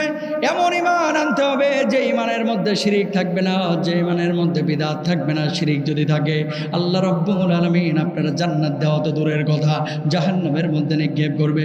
দুনিয়ার জিন্দেগিতে এমন কিছু মানুষ আছে যে মানুষগুলো 33 বছর নামাজ পড়েছে, হজ করেছে, যাকাত দিয়েছে। এই মানুষগুলো আল্লাহ রাব্বুল আলামিনের আদালতে দাঁড়াবে। আল্লাহ রাব্বুল আলামিন এই মানুষগুলোকে বলবে, গোলাম আমল নামাগুলো পেশ কর। ফেরেশতারা আমলগুলো চেক করবে, চেক করার পরে বলবে, আল্লাহ এই মানুষগুলো দুনিয়ার জিন্দেগিতে নামাজ পড়েছে, রোজা করেছে, হজ করেছে, যাকাত দিয়েছে, আবার শিরক করেছে, আল্লাহ কি করব? এবার আল্লাহ রাব্বুল আলামিন বলবে, ফেরেশতারা রে ওই মানুষগুলোর হাতগুলোকে শিকলে বেঁধে বেঁধে জাহান্নামের মধ্যে নিক্ষেপ কর। ফেরেশতারা যখন জাহান্নামের দিকে হাত ধাওয়া নিয়ে যাবে, তখন ওই মানুষগুলো বলবে, আল্লাহ কি এমন কাজ করলাম যার কারণে আপনি জাহান্নামে দিচ্ছেন? অথচ 30 বছর নামাজ পড়েছি, আল্লাহ 34 বছর নামাজ পড়েছি, লাভটা হলো কি? এবার আবার আল্লাহ রাব্বুল আলামিন বলবে, গোলাম দুনিয়ার জিন্দেগিতে 30 বছর নামাজ পড়েছিলি, 40 বছর নামাজ পড়েছিলি, আবার যে শিরকও করেছিলি, এই শিরকগুলো করার কারণে আমি আল্লাহ রাব্বুল আলামিন তোর কোনো আমলের প্রতিদান আজকে দিচ্ছি না, তোর জন্য জাহান্নাম, তোর জন্য জাহান্নাম। আমি আল্লাহ তোর জন্য চূড়ান্ত জাহান্নামকে নির্ধারণ করে দিয়েছি। বলুন না আউযুবিল্লাহ। এই জন্য আল্লাহ রাব্বুল আলামিন কি বলছেন? লা ইন আশরাকতা লা ইয়াহবাতান্না আমালুকা ওয়া লা তাকুনান্না মিনাল খাসিরিন। যদি তুমি শিরিক করো তাহলে তুমি কি হবা? ক্ষতির মধ্যে অন্তর্ভুক্ত হয়ে যাবা, তোমার আমলগুলো প্রতিদানহীন হয়ে যাবে, তোমার আমলগুলো নষ্ট হয়ে যাবে। সুতরাং আল্লাহর দোহাই লাগে, 2টা পাপ জীবনে করেন না। 1 নম্বর হচ্ছে শিরকের পাপ, 2 নম্বর হচ্ছে হকুল ইবাদ, বান্দার হক নষ্ট করেন না। যে আল্লাহ রাব্বুল আলামিন কোরআনুল কারীমের মধ্যে ইমানের শর্ত কি? কোরআনটাকে মানতে হবে। ইমানের শর্ত কি? আসমানি কিতাবকে মানতে হবে। যে আল্লাহ কোরআনের মধ্যে নামাজকে ফরজ করেছে, রোজাকে ফরজ করেছে, হজকে ফরজ করেছে, যাকাতকে ফরজ করেছে, ওই কোরআনের মধ্যে আল্লাহ রাব্বুল আলামিন বলেছে, বান্দার হক নষ্ট করিস না, ঘুষ খাস না, আরেকজনের আইল ঠেলে জমি দখল করিস না, ভাই ভাই বোনের সম্পদ মেরে দিস না। এমন অসংখ্য মানুষ আপনার আশপাশে আছে, নামাজ পড়ছে, রোজা করছে, হজ্জে যাচ্ছে, 2 মণ ওজনের, 3 মণ ওজনের, 4 মণ ওজনের গরু কাইটা হাজী সাহেব খানা দিয়ে আল্লাহর ঘর জিয়ারতে যাচ্ছে, এদিকে আপন বোনের সম্পদটা আজ পর্যন্ত বুঝায় দিল না। বুঝেন নাই কথা? হজ করছে, উমরা করছে, আল্লাহর ঘর জিয়ারতে যাচ্ছে, বড় সড়ো খানার আয়োজন করে মানুষের জন্য কি বন্দোবস্ত করেছে, কিন্তু নিজের আপন বোনের সম্পদটা এখনো বোঝায়া দিল না। তো যেই কোরআনে আল্লাহ তাআলা নামাজকে ফরজ করেছে, ওই কোরআনে আল্লাহ বলছে বান্দার হক নষ্ট করিস না, ওই কোরআনে আল্লাহ বলছে হারাম খাইস না। তো যে হারামটা খাইলেন, এই হারামটার জবাবকে আল্লাহর কাছে দিতে হবে না? 2টা পাপ আছে আল্লাহর কাছে, অজামিনযোগ্য অপরাধ, যেটা আল্লাহ ক্ষমা করবে না, শিরিক আর হচ্ছে বান্দার হক নষ্ট করা। নাউজুবিল্লাহ বলেন না? এই যুবক তোমাদেরকেও বলি, এখানে অনেক যুবক আছে যারা মুসলমানদের ধর্মীয় উৎসবও পালন করে, আবার হিন্দুদের মূর্তি পূজা যখন চলে ওদের মন্দিরে গিয়েও নাচানাচি করে। কথা বলেন ঠিক? হিন্দুর ধর্ম হিন্দু পালন করবে, খ্রিস্টানের ধর্ম খ্রিস্টান পালন করবে, ইসলাম তাকে স্বাধীনতা দিয়েছে। কিন্তু আপনি মুসলমান, আপনি কখনো হিন্দু খ্রিস্টানদের উপাসনালয়ে গিয়ে নাচানাচি করতে পারেন না, ঠিক না? এগুলা অনেক সময় শিরকের পর্যায়ে চলে যায়। কেন? যেই জায়গাটার উপর আল্লাহ লানত, সেই জায়গায় যখন কোনো যুবক যায়, তখন সেই জায়গাটিতে আল্লাহ তাআলা রহমতের বিপরীতে ওই জালেমের উপরে গজব ঢালতে থাকেন, ঠিক কিনা ভাইরা? কোনো হিন্দু খ্রিস্টান আপনি যখন জুমার নামাজ পড়েন, তখন কি পিছনে এসে দাঁড়ায় থাকে? জোরে সোরে বলেন, থাকে? ও তাহলে ঈদের নামাজে মনে হয় হিন্দু খ্রিস্টান পেছনে এসে দাঁড়ায় থাকে নাকি? শবে বরাতে কোনোদিন না, শবে কদরে, ঈদের নামাজে হিন্দু খ্রিস্টান তোমার পেছনে নাই, শবে বরাতে হিন্দু খ্রিস্টান তোমার পেছনে নাই, শবে কদরে হিন্দু খ্রিস্টান তোমার পেছনে নাই। আর আল্লাহর সর্বশ্রেষ্ঠ ইসলামের অনুসারী হয়ে তুমি তাদের মন্দিরে যাও, আল্লাহর কসম তুমি বড় জালেম, তুমি মুনাফিক, তুমি বাটপার, তুমি দুষ্ট, তুমি আল্লাহর দুশমন, নবীর দুশমন, ঠিক কিনা? কেন? তাদের ধর্ম তারা পালন করুক, তুমি কেন ওখানে গেলা? তুমি তো পুলিশের কর্মকর্তা না, তুমি তো নেতৃস্থানীয় লোক না, তোমার তো ওখানে সরকার কোনো দায়িত্ব দেয় নাই, তুমি কেন গেলা? হুজুর আমি সর্বধর্মের অনুসারী, যদি এই কথা কেউ বলে তার ঈমান থাকবে নাকি বাইরে চলে যাবে? শেষ, কাফের হয়ে যাবে। ঠিক কিনা ভাইরা আমার? হিন্দু খ্রিস্টান যারা আছে আশপাশে, এদের সাথে সুন্দর আচরণ করবেন। তাদের মন্দিরে গিয়ে রাতের বেলায় আঘাত করে মূর্তি ভাঙচুর করবেন না, এটা আপনার জন্য জায়েজ নাই। এটা আপনার জন্য কি নাই? জায়েজ নাই। তাদের ধর্ম তারা পালন করুক, আপনি মুসলমানের বাচ্চা হয়ে কেন তাদের ওখানে আপনি যান? এটা কোনো মুসলমানের বাচ্চা যেতে পারে না। প্রিয় ভাইরা আমার, তাহলে ঈমানটাকে শিরিক মুক্ত রাখতে হবে, 1 নাম্বার। 2 নাম্বার, আল্লাহ রাব্বুল আলামিন কি বলছেন? ওয়া আমিলুস সালিহাত, সৎ কাজ করতে হবে। সৎ কাজগুলো কি? নামাজ, রোজা, হজ, যাকাত যেমন করা দরকার আছে, তদ্রূপভাবে আল্লাহ রাব্বুল আলামিনকে ঋণ দিতে হবে, জান দিয়া আর মাল দিয়া। ফিলিস্তিনের মানুষ আজকে আল্লাহ রাব্বুল আলামিনকে ঋণ দিচ্ছে জান দিয়া, আর বাংলাদেশের মানুষ আল্লাহ রাব্বুল আলামিনকে ঋণ দিচ্ছে টাকা পয়সা দিয়া। আপনি বলবেন হুজুর কেমনে?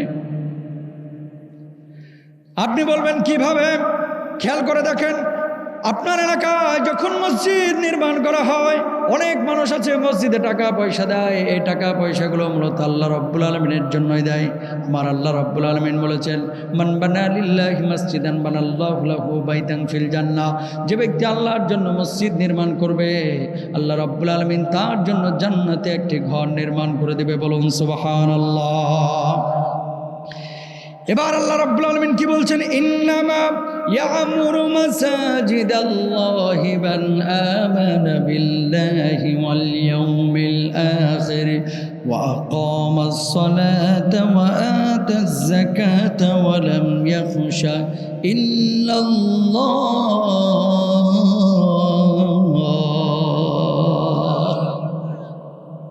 দেখেন, মসজিদ নির্মাণের ক্ষেত্রে যারা কমিটি হবে, যারা মসজিদ নির্মাণ করবে, এখানেও আল্লাহ তাআলা ঈমানের শর্ত জুড়ে দিয়েছে। ঈমান ছাড়া কিন্তু আল্লাহকে ঋণ দেওয়া যাবে না। ঈমান ছাড়া মসজিদ নির্মাণ করাটা, আপনি বিল্ডিং বানাইতে পারেন কিন্তু আল্লাহর জান্নাতে যাইতে পারবেন না, ঈমান ছাড়া হবে না। আল্লাহ রাব্বুল আলামিন এর জন্য বললেন, যারা মসজিদের নির্মাণ যারা করবে তাদের কিছু গুনাহগুণ আছে। ইন্নামা ইয়ামুরু মাসাজিদাল্লাহি মান আমানা বিল্লাহ, যারা ঈমান এনেছে আল্লাহর প্রতি, ওয়া আকামাস সালাত, যারা নামাজ কায়েম করেছে, ওয়া আতাজ যাকাত, যারা যাকাত আদায় দিয়েছে, ওয়া লাম ইয়াখশা ইল্লাল্লাহ, যারা আল্লাহকে ছাড়া কাউকে ভয় পায় নাই। এই গুনাহগুণগুলো আল্লাহ বলেছে। আপনি মসজিদ কমিটির দিকে খেয়াল করে দেখেন, অনেক মসজিদ আছে কমিটি, যিনি সভাপতি, যিনি ক্যাশিয়ার, যিনি সাধারণ সম্পাদক, আল্লাহ রাব্বুল আলামিন নির্বাচিত করে মসজিদ কমিটি এত বড় দায়িত্ব তাদেরকে দিয়েছেন, কিন্তু সেই মানুষগুলো ঠিক মতো নামাজ পড়ে না, সেই মানুষগুলো আল্লাহরে ঠিক মতো ডাকে না, সেই মানুষগুলোকে ফজরের নামাজে পাওয়া যায় না, সেই মানুষগুলোকে জুমার নামাজে পাওয়া যায় না। এই মানুষগুলো অনেকেই আছে সুদখোর, অনেকেই আছে ঘুষখোর, মোটা মোটা বান্ডিল মসজিদে দিয়েছে, এই জন্য মসজিদ কমিটির মধ্যে ঢুকে গেছে। এরকম মসজিদ কমিটি মূলত আল্লাহর জান্নাতে যাইতে পারবে না। ঠিক কিনা? সুদখোর, ঘুষখোর, সুদ ঘুষের সাথে জড়িত কোন মসজিদ কমিটির সদস্য মসজিদে রাখা উচিত না। ঠিক কিনা মুসলমান? মসজিদগুলো হচ্ছে পবিত্র ঘর। কার? আল্লাহর। আল্লাহর ঘর। আল্লাহর ঘর পবিত্র মানুষ দিয়ে পরিচালনা করতে হবে, তাহলে আল্লাহ তাআলা খুশি হবে। তাহলে ইল্লাল্লাযীনা আমানু ওয়া আমিলুস সালিহাত, যারা ঈমান এনেছে এবং যারা সৎ কাজ করেছে। সৎ কাজের মধ্যে কি? মানুষকে ঠকাবেন না। সৎ কাজের মধ্যে কি? মানুষের হক নষ্ট করবেন না। সৎ কাজের মধ্যে কি?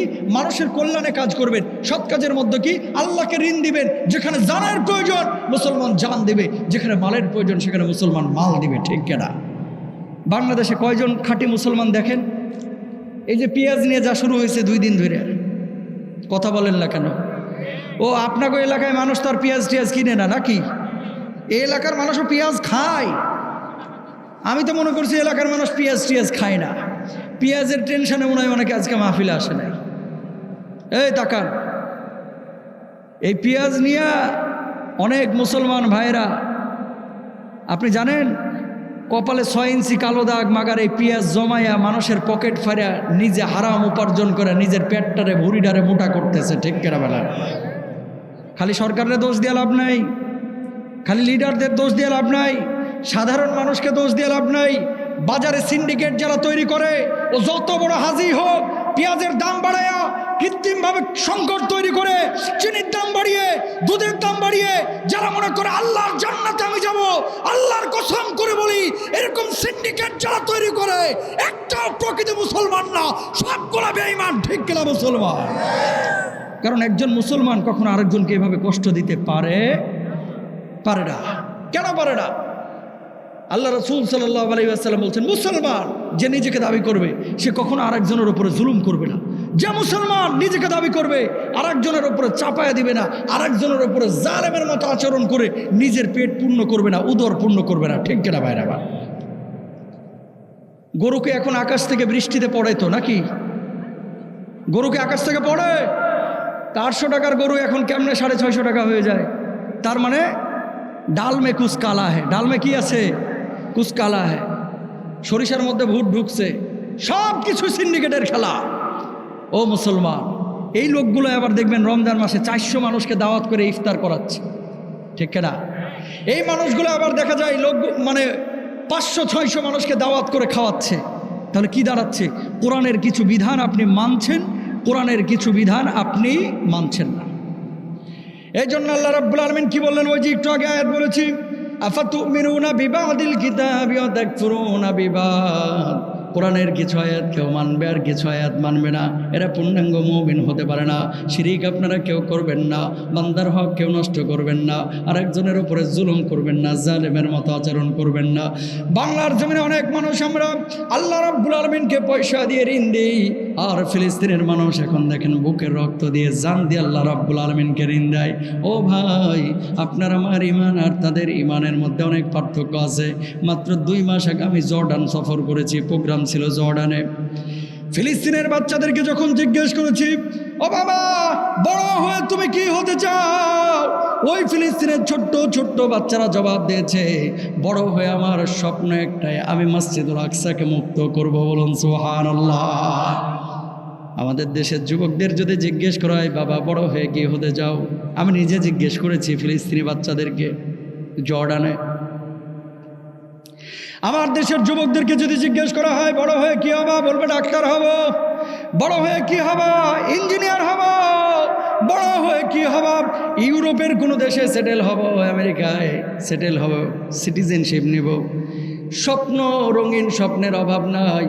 কিন্তু এই সব দেশের মুসলমানদেরকে যদি জিজ্ঞেস করেন, ছোট ছোট বাচ্চাদেরকে বড় হয়ে কি হবা, ওই হাফেজ হব, আলেম হব, কোরআনের কর্মী হব, আল্লাহর জমিনে আল্লাহর দিন কায়েম করব, আর মসজিদুল আকসাকে আমরা মুক্ত করব, এটাই আমাদের বড় স্বপ্ন। বলুন সুবহানাল্লাহ। 2 মাস আগে আল্লাহ তাআলা সফর করাইলেন। দেখেন তারাও স্বপ্ন দেখে, আমরাও স্বপ্ন দেখি। আমাদের স্বপ্ন আর তাদের স্বপ্নের ফারাক আছে না নাই? এই জন্য প্রিয় ভাইরা আমার, আল্লাহর জন্য যেখানে টাকার প্রয়োজন টাকা দিবেন, আল্লাহর জন্য যেখানে মালের প্রয়োজন মাল দিবেন, আল্লাহর জন্য যেখানে জানের প্রয়োজন জান দিবেন, আল্লাহর জন্য যেখানে রক্ত দেওয়ার প্রয়োজন সেখানে রক্ত দেবেন। সব কিছুই কিন্তু কোরআনের মধ্যে আছে। নামাজ কেমনে পড়তে হয় কোরআনের মধ্যে আল্লাহ রাব্বুল আলামিন বলেন নাই। কোথায় আছে তাহলে? হাদিসের মধ্যে আল্লাহর নবী সাল্লাল্লাহু আলাইহি ওয়াসাল্লাম বলেছেন। খেয়াল করেন, 5 ওয়াক্ত নামাজ কোন তরিকায় পড়বেন, কি পদ্ধতিতে পড়বেন, হাত কোথায় বাঁধবেন, রুকু কিভাবে করবেন, সিজদা কিভাবে করবেন, কোরআনের কোথাও নাই, কিন্তু আছে কোথায়? হাদিসে। আল্লাহর নবী বলে দিয়েছেন। কিন্তু জিহাদের ময়দানে যুদ্ধ কিভাবে করবেন আল্লাহ রাব্বুল আলামিন কোরআনুল কারীমে বিস্তারভাবে বলে দিয়েছেন। বলুন সুবহানাল্লাহ। এই জন্য আমার আল্লাহ রাব্বুল আলামিন সূরা বাকারার 245 নম্বর আয়াতের মধ্যে কি বলছেন? মান দাল্লাযী ইউকরিদুল্লাহ করদান হাসানান ফায়ুদাইফাহু লাহু আদআফান কাসীরা ওয়াল্লাহু ইয়াকবিদু ওয়া ইয়াবসুতু ওয়া ইলাইহি তুরজাউন।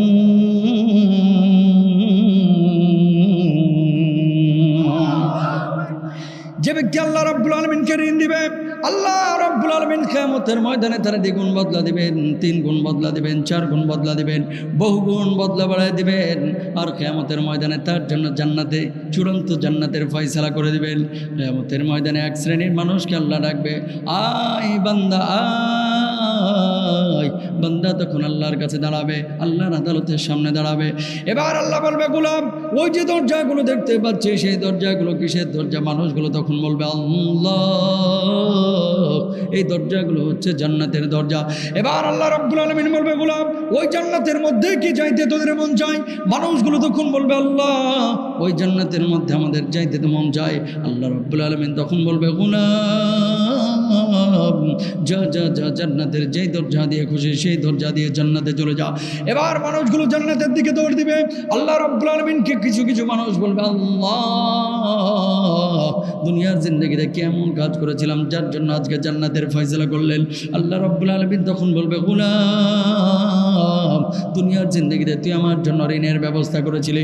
ও গোলাম দুনিয়ার জিন্দেগিতে তুই আমার জন্য মসজিদ নির্মাণ করেছিলি, দুনিয়ার জিন্দেগিতে আমার জন্য মাদ্রাসা নির্মাণ করেছিলি, দুনিয়ার জিন্দেগিতে আমার জন্য পানির ব্যবস্থা করেছিলি, দুনিয়ার জিন্দেগিতে তুই আমার জন্য খাবারের ব্যবস্থা করেছিলি। এবার মানুষগুলো বলবে, আল্লাহ দুনিয়ার জিন্দেগিতে আপনার জন্য কেমনে খাবারের ব্যবস্থা করলাম, কিভাবে আপনাকে পানির ব্যবস্থা করে দিলাম, কিভাবে হাঁটার রাস্তা নির্মাণ করে দিলাম। আমার আল্লাহ রাব্বুল আলামিন তখন বলবে, গোলাম তোর বাড়ির পাশে যে মানুষটা বিপদে পড়ে গিয়েছিল, তারা যে বিনা সুদে ঋণ দিয়ে সহযোগিতা করেছিলি, অভুক্ত মাখলুক তোর কাছে খাবার চেয়েছিল, সেই মানুষটার জন্য খাবারের ব্যবস্থা করেছিলি। তোর বাড়ির পাশে রাস্তা ছিল, সেই রাস্তা দিয়ে মানুষ হাঁটা চলাচল করতে পারতো না, সেটা তোর মালিকানায় ছিল। বৃষ্টির সময় কাদার কারণে ওই রাস্তাটা মানুষের জন্য উন্মুক্ত করে দিয়েছিলি। যত মানুষ সেই দিক দিয়ে হাঁটা চলা করেছে, আমি আল্লাহ রাব্বুল আলামিন সেই মাখলুকের হাঁটা খাওয়া থাকাকে নিজের হাঁটা খাওয়া থাকা পানি হিসাবে কবুল করে তোদের জন্য চূড়ান্ত জান্নাতের ফয়সালা করে দিয়েছি। বলুন সুবহানাল্লাহ। তাহলে আল্লাহকে যদি ঋণ দিতে চান, মানুষের কল্যাণে কাজ করতে হবে। কার কল্যাণে? মানুষের কল্যাণে। যেই আল্লাহ নামাজকে কোরআনে উল্লেখ করেছেন, নামাজকে যে আল্লাহ কোরআনে ফরজ করেছে, যেই কোরআনে হজকে ফরজ করেছে, যেই কোরআনে যাকাতকে ফরজ করেছে, যেই কোরআনে রোজাকে ফরজ করেছে, ওই কোরআনে আল্লাহ তাআলা বলছে মানুষের উপকারে কাজ করো, মানুষকে খাওয়াও, মানুষের জন্য রাস্তা বানাও, মানুষের কল্যাণে কাজ করো। সুবহানাল্লাহ কোন না? তাহলে মানুষের জন্য কাজ করা দরকার আছে না? এই এলাকায় খেয়াল করে দেখেন না, কিছু লোক আছে বুড়া, খালি থুত্তুর করে, কিছু লোক আছে মধ্যবয়স্ক যুবক, কিছু লোক আছে আর এক বাড়ির ছাদ দিয়া বা আর এক বাড়ির মনে করেন একটা গাছের ডাল আপনার বাড়ির বাউন্ডারির মধ্যে ঢুকছে, খালি স্যাঁত করে। ঠিক কিনা বলেন? এই তোর ডাল কাট, এই আম গাছের ডাল কাট, ওই নারকেল গাছের ডাল কাট। কে ছাদের ওপর আপনার নারকেল গাছের ডাল গেল তো আপনার ছাদ কি ধসে পড়ছে? কথা কয় না। হাজী সাহেব হজ করে আইছে, বৃষ্টিতে মানুষ মসজিদে যাইতে পারতেছে না, 1.5 হাত জায়গা বাড়ির পাশ দিয়ে ছাড়িয়ে দিলে 20,000 মানুষ হাঁটা চলাচল করতে পারে। হজ করতে রাজি আছে, নামাজ পড়তে রাজি আছে, কিন্তু এই যে হাঁটার জন্য রাস্তা খুলে দেওয়া, 1-1.5 হাত জায়গা ছাড়িয়ে দেওয়া, ওরে ভাই জায়গা কি ছাড়বো? যদি বলা হয় কাকা গায়ে জ্বরটা দেন, এই জ্বরও দিতে চায় না। কথা কন না গেল? আছে না এরকম কিছু লোক? 1.5 ইঞ্চি জায়গা ছাড়তে চায় না। এই মিয়া এই মাটি নিয়ে কি কবরে যাবেন নাকি আপনারা? অনেকে আছেন, আপনাদের কথা বলছি না, বাংলার জমিনে এরকম লোক আছে না নাই? জোরে সোরে কর। 1.5 ইঞ্চি জায়গা ছাড়তে রাজি না। ওর নারকেল গাছের ডাল কিসের লেগে আমার ছাদের উপরে আসলো? রাজি না। এই তোর আম গাছের ডাল আমার বাউন্ডারির মধ্যে কেন আসছে? তাড়াতাড়ি কাট। কেন, কি হয়েছে? তোমার বাউন্ডারির ভিতরে গেল তো সমস্যাটা কি? কোনো সমস্যা নাই, না আমার বাউন্ডারিতে আসতে দিব না। এই জমিনের মালিক আপনি না, সাময়িকভাবে আল্লাহ আপনারে দিছে, কিন্তু এই জমিনের ভূমির মালিক কে? যে আল্লাহ আপনার আজকে মালিক বানাইছে, সে আল্লাহ কিন্তু কালকে আপনার থেকে ছিনিয়েও নিতে পারে। ঠিক কিনা? সকালবেলার ধনী রে তুই ফকির সন্ধ্যা। বাপরে বাপ, কিছু মানুষের 2টা পয়সা হলে অহংকার। সালাম দিলে মুখে সালামের জবাবটা পর্যন্ত নিতে চায় না, হাতটা তুলে এরকম করে। ঠিক কিনা বললেন? আছে না অহংকার, তাকাব্বুরি, টাকার গরব। খবরদার, এগুলো করবেন না। অহংকারকে আল্লাহ পছন্দ করেন না। অহংকার করার যিনি একমাত্র মালিক, তিনি কে? আরো জোরে বলেন, তিনি কে? দুনিয়ার কোনো মানুষ অহংকার করতে পারে না। অহংকার যিনি করবেন তিনি একমাত্র আল্লাহ। যতগুলো কথা বলতেছি মনে করতেছেন বানায় গল্প বলতেছি? কোরআনের কথা না?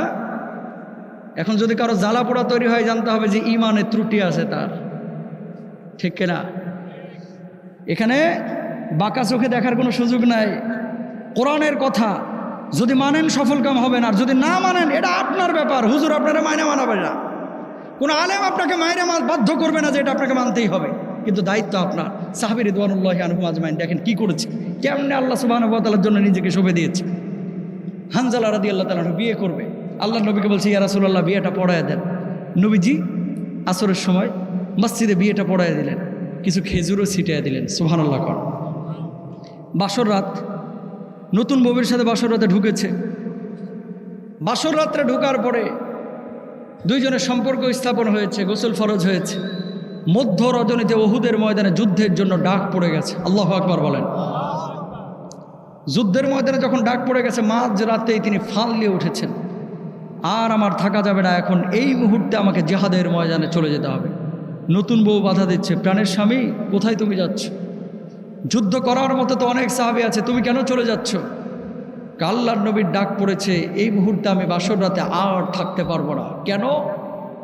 যদি আমি ফিরে আসি তোমার সঙ্গে আমার সাক্ষাৎ হবে, আর যদি আমি শাহাদাত বরণ করি তোমার সঙ্গে আমার বাসর হবে আল্লাহ রাব্বুল আলামিনের জান্নাতে। বলুন সুবহানাল্লাহ। এই কথা বলো না,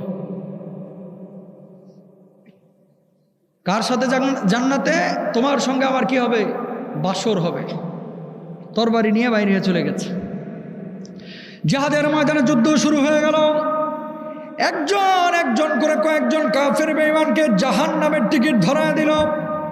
মুসলমানরা সেই উহুদের জিহাদে পরাজিত হলো। আল্লাহর নবীর দান্নান মুবারক শহীদ হইল, নবীজির ঠোঁটটা রক্তাক্ত হয়ে গেল। প্রিয় নবী বিশ্রাম নিচ্ছেন, যুদ্ধ শুরু হয়ে গেছে, যুদ্ধ শেষ হয়ে গেছে।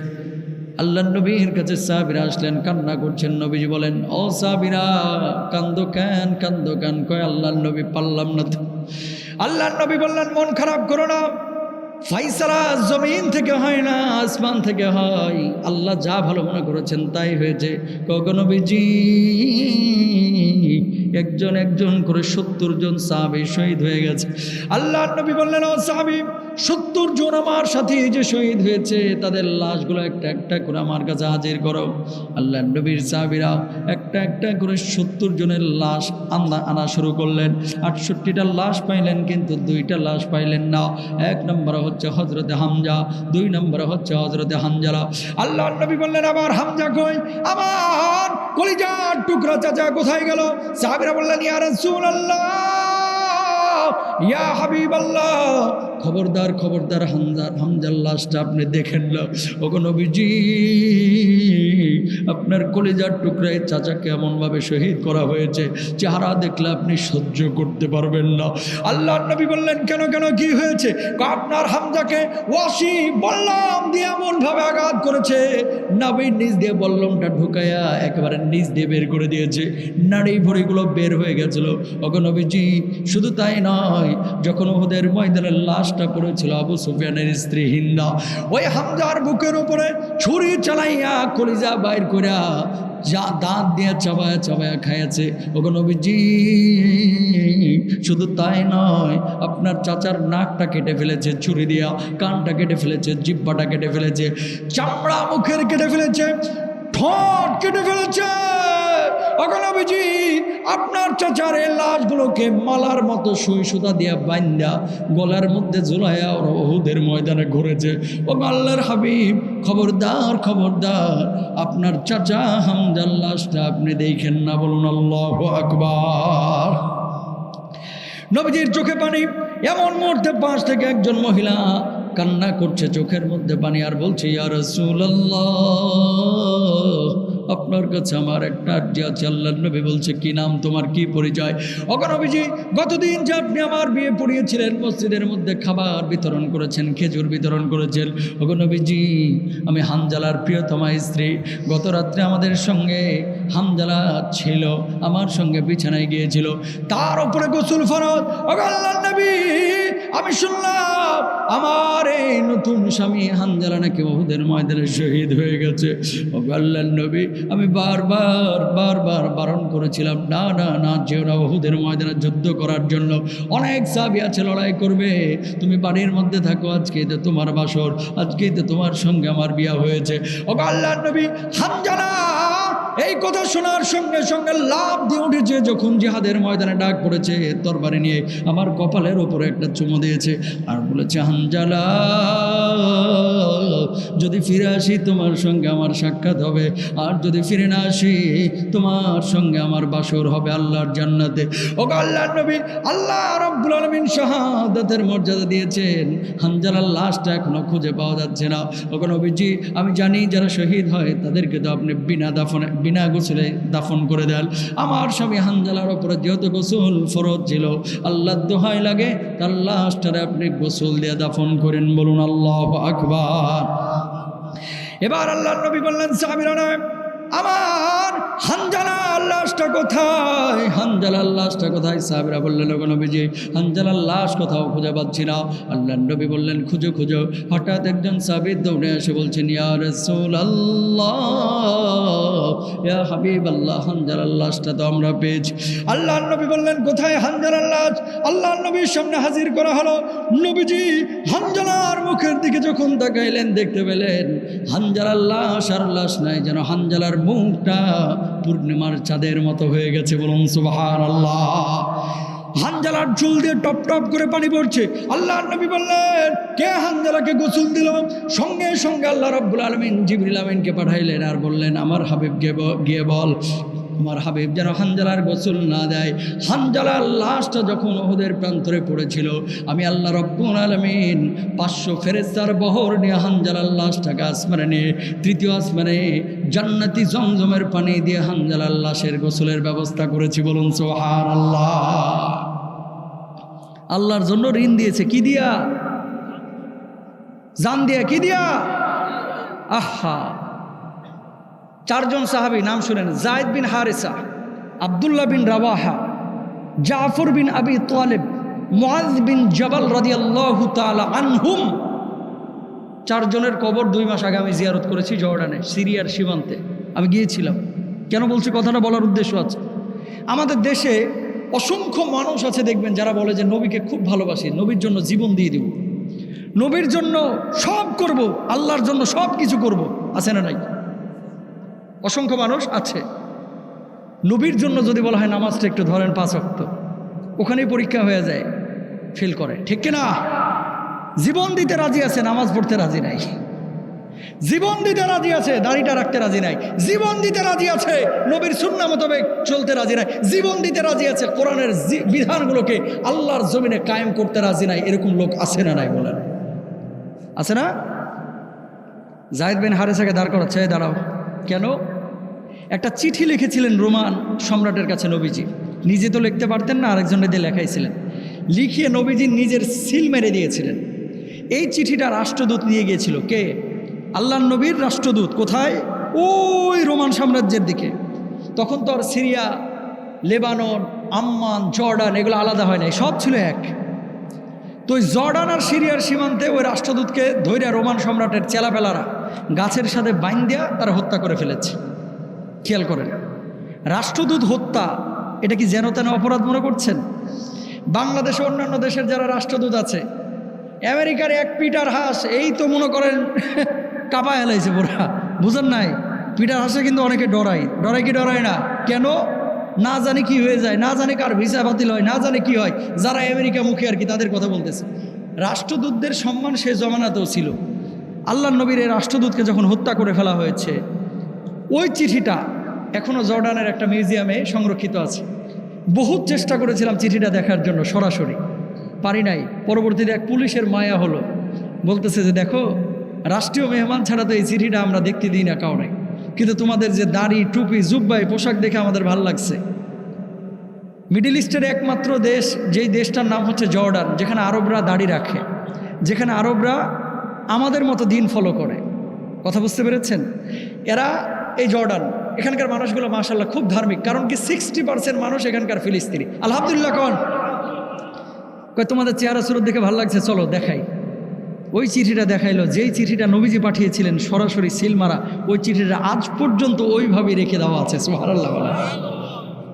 এই চিঠিকে কেন্দ্র করে যুদ্ধটা হয়েছিল। কোন যুদ্ধ? মুতার যুদ্ধ। কোন যুদ্ধ? রোমান সৈন্য ছিল 1 লক্ষ আর মুসলমানদের সৈন্য সংখ্যা মাত্র 3000। কোথায় 1 লক্ষ আর কোথায় কয় হাজার? ভয় লাগবে না? ও কথা কয় না। বর্তমান জামানায় যদি এরকম হয় যে 3000 সৈন্য এদিকে, আওয়ামী লীগের 3000 আর বিএনপির 1 লাখ, মারামারি লাগলে ভয় লাগবে কি লাগবে না? লাগবে। আল্লাহর নবীকে সাহাবীরা বলতেছে, ইয়া রাসূলুল্লাহ, ওরা তো অনেক সংখ্যায়। আবার সাহাবীরা বলতেছে, মুসলমান সংখ্যাধিক্যের কারণে কখনো জয়লাভ করে না, মুসলমান জয়লাভ করে ঈমানের বদৌলতে, ঠিক কিনা? নবীজি বলছে, ওই যায়েদ বিন হারেসা, দাঁড়াও, যুদ্ধে যেতে হবে, কালেমার পতাকার দায়িত্ব তোমার হাতে দিলাম, খবরদার এই পতাকাকে মাটিতে মিলিয়ে দিতে দিবা না, মিলিয়ে যেতে দিবা না। যায়েদ বিন হারেসা বলছে, ইয়া রাসূলুল্লাহ, বুকে এক বিন্দু রক্ত থাকা পর্যন্ত, হৃৎপিণ্ড চলমান থাকা অবস্থায় এই কালিমার পতাকাটাকে মাটিতে পড়তে দিব না। আল্লাহু আকবার। এই জাফর বিন আবি তালেব, দাঁড়াও, যায়েদ বিন হারেসা যদি মারা যায় কালেমার পতাকা তুমি নিতে পারবা? ইয়া রাসূলুল্লাহ, আহলান ওয়া সাহলান, আমি রাজি আছি। এই আব্দুল্লাহ বিন রাওয়াহা, দাঁড়াও, ও যদি শাহাদাতের অমিয়ে সুধা পান করে শহীদ হয়ে যায় তুমি নিতে পারবা? ইয়া রাসূলুল্লাহ, আহলান ওয়া সাহলান, আমি রাজি আছি। নবীজি যখন তিনজনের নাম ঘোষণা করে দিলেন, সাহাবীদের বুঝতে আর বাকি রইল না যে এই তিনজন প্রত্যেকেই শহীদ হয়ে যাবে। আল্লাহু আকবার বলেন। ইমানের কি জোর দেখেন। চোখে পানি যায়েদ বিন হারেসার, আব্দুল্লাহ বিন রাওয়াহার, জাফর বিন আবি তালেবের। নবীজি বলছেন, কান্দো কেন? জিহাদে যাচ্ছ, শহীদ হয়ে যাবা, এই জন্য ভয় পাচ্ছ নাকি? আল্লাহর নবীকে সাহাবীরা জবাব দিলেন, ইয়া রাসূলুল্লাহ, শহীদ হয়ে যাব এই জন্য কান্না করছি না, আপনার নূরানি মুখখানা আর তো জীবনে দেখতে পাবো না, এই জন্য আমাদের বুকটা খা খা করছে। বলুন আল্লাহু আকবার। দেখেন কি ভালোবাসা ছিল। মৃত্যুর জন্য কাঁদতেছে না, কাঁদতেছে কিসের জন্য? নবীর জন্য। 1 লক্ষ রোমান সৈন্যের সঙ্গে জিহাদ করে, যুদ্ধ করে মুসলমানরা সেই দিন বিজয় লাভ করেছে। সুবহানাল্লাহ। যুদ্ধ শুরু হলো, যায়েদ বিন হারেসা শহীদ হয়ে গেল, জাফর বিন আবি তালেব একটা হাত হারিয়ে ফেলেছেন, এই পাশের বাম হাত ডান হাত দুইটাই হারায় গেল। বাহু দিয়ে এবার পতাকাটাকে উড্ডীন করে রেখেছেন, বাহুর উপরে কোপ দেওয়া হলো, দাঁত দিয়ে কামড়ায় কালেমার পতাকাটাকে উড্ডীন করে রেখেছেন। আবার তরবারি দিয়ে আঘাত করা হলো, একটা একটা করে 90টা তরবারির আঘাত জাফর বিন আবি তালেবকে দেওয়া হয়েছে। বলুন আল্লাহু আকবার। একটা মানুষের বডিটা কতটুকু বলেন তো? এই বডিটার উপরে 90টা তরবারির কোপ। আপনি বলেন যে মানুষটা কি পরিমাণ আঘাত পেয়েছিল সেদিন। দুইটা হাত নাই, হাত দুইটা কবজি থেকে কাটে ফেলছে, বাহুটা কাটে ফেলছে, গলার উপরে কোপ দিচ্ছে, পিঠের উপরে কোপ দিচ্ছে।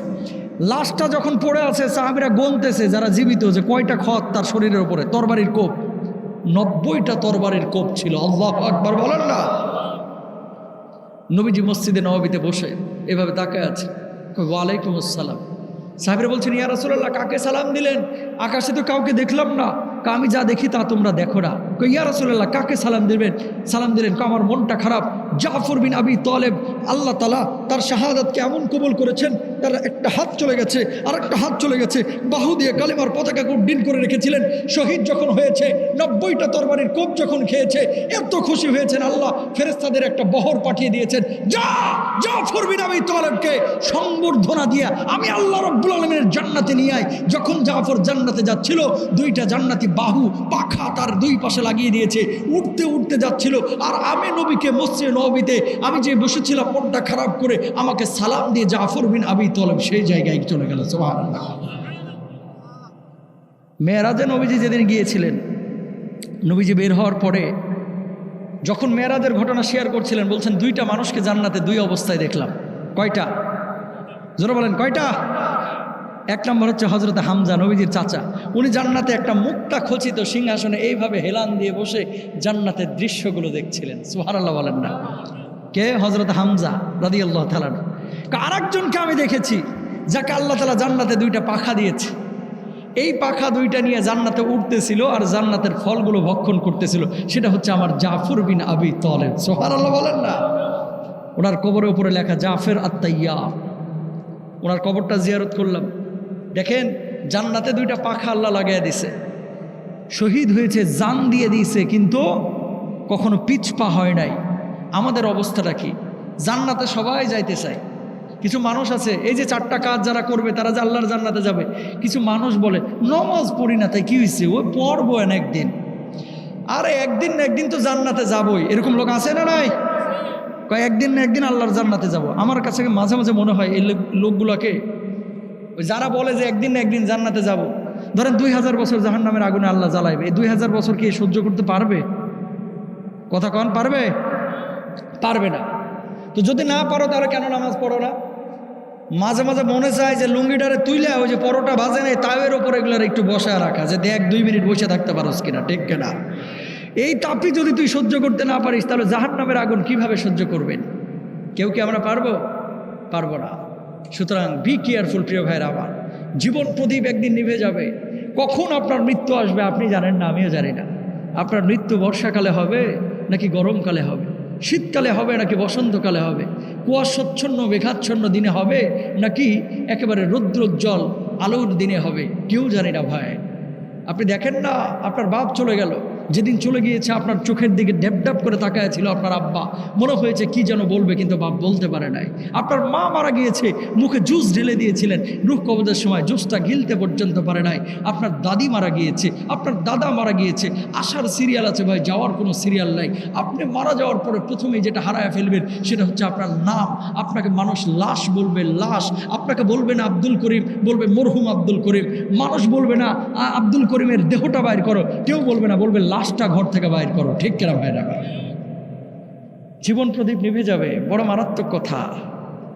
4 পায়ে পালকি, সর্বশেষ যাত্রার যে পালকিটা, যে গাড়িটা মসজিদের কোনায় পড়ে থাকে, অবহেলার গাড়ি, এটাকে ধয় না কেউ, এটাকে মোছে না কেউ, এটার দিকে তাকায় না কেউ, কিন্তু এটাই হচ্ছে আমার শেষ বাহন, ঠিক কেনা ভাইরা? আবার খেয়াল করে দেখেন, মসজিদে ফ্যান মোছা হয়, মসজিদে সুইচ মোছা হয়, মসজিদে বাথরুমগুলো পরিষ্কার করা হয়, মসজিদের টাইলস পরিষ্কার করা হয়, কিন্তু ওই 4 পায়া পালকি যেটা আপনার সর্বশেষ যাত্রার বাহন, এই বাহনটা কোনায় নিরিবিলি পড়ে থাকে, কেউ এটার দিকে ভ্রুক্ষেপ করে না। যেদিন আপনার ডাক চলে আসবে সেদিন এটাকে ধোয়া হয়। আহা, মানুষ বড় অসহায় হয়ে যাবে ভাই সেদিন। আল্লাহ বলছেন কোরআনুল কারিমে, মৃত্যুর ফেরেশতা যখন মানুষের কাছে আসে, খুব করে মানুষ 3টা জিনিস চায়। এগুলো আপনি শুনতে পাবেন না, আজকে শুনছেন, মালাকুল মাউত আসার পরে শুনতে পাবেন না এগুলা। হাত্তা ইদা জাহাদাহুল মাউত ক্বালা রাব্বিরজিউন লাআল্লি আ'মালু সালিহান ফীমা তারাকতু কাল্লা। যেদিন মৃত্যুর ফেরেশতা আসবে, মানুষ খুব করে মালাকুল মাউতকে বলবে, ও মালাকুল মাউত, আমার কি মৃত্যুর সময় হয়ে গেছে, প্লিজ আমার রূহটা এখন কবজ করো না মালাকুল মাউত, আমার 2টা দিন সময় দাও, 2টা দিন, জাস্ট 2টা দিন আমাকে সময় দাও। কি করবি? একটু সৎ কাজ করবো। আল্লাহ রাব্বুল আলামিন সেদিন জবাব দেবেন, লাআল্লি আ'মালু সালিহান ফীমা তারাকতু কাল্লা ইন্নাহা কালিমাতুন হুয়া কাইলুহা ওয়া মিন ওয়ারাইহিম বারযাখুন ইলা ইয়াউমি ইউবাসুন। এই গোলাম, তোরে আমি আল্লাহ 70 বছরের জীবন দিই নাই, কেন সৎ কাজ করলি না? আমি আল্লাহ কি তোর 40 বছরের জীবন দিই নাই, কেন সৎ কাজ করলি না? আমি আল্লাহ তোর কি 60 বছরের জীবন দিই নাই, কেন সৎ কাজ করলি না? দুনিয়ায় একটা আদালতে একটা মামলায় ফাইসা গেলে সুপ্রিম কোর্ট, হাইকোর্টে আবার জামিন টামিনের সুযোগ থাকে। মালাকুল মাউত আইসা যদি ফাইসা যান, বিশ্বাস করেন জামিনের আর কোনো সুযোগ। 2 নম্বর আকুতি করবে, ওয়ানফিকু মিম্মা রাযাকনাকুম মিন ক্বাবলি আইয়াতি আহাদাকুমুল মাউত ফায়াকুলু রাব্বি লাউলা আখখারতানি ইলা আজালিন করিব ফাআসাদদাকা ওয়া আকুম মিনাস সালিহিন।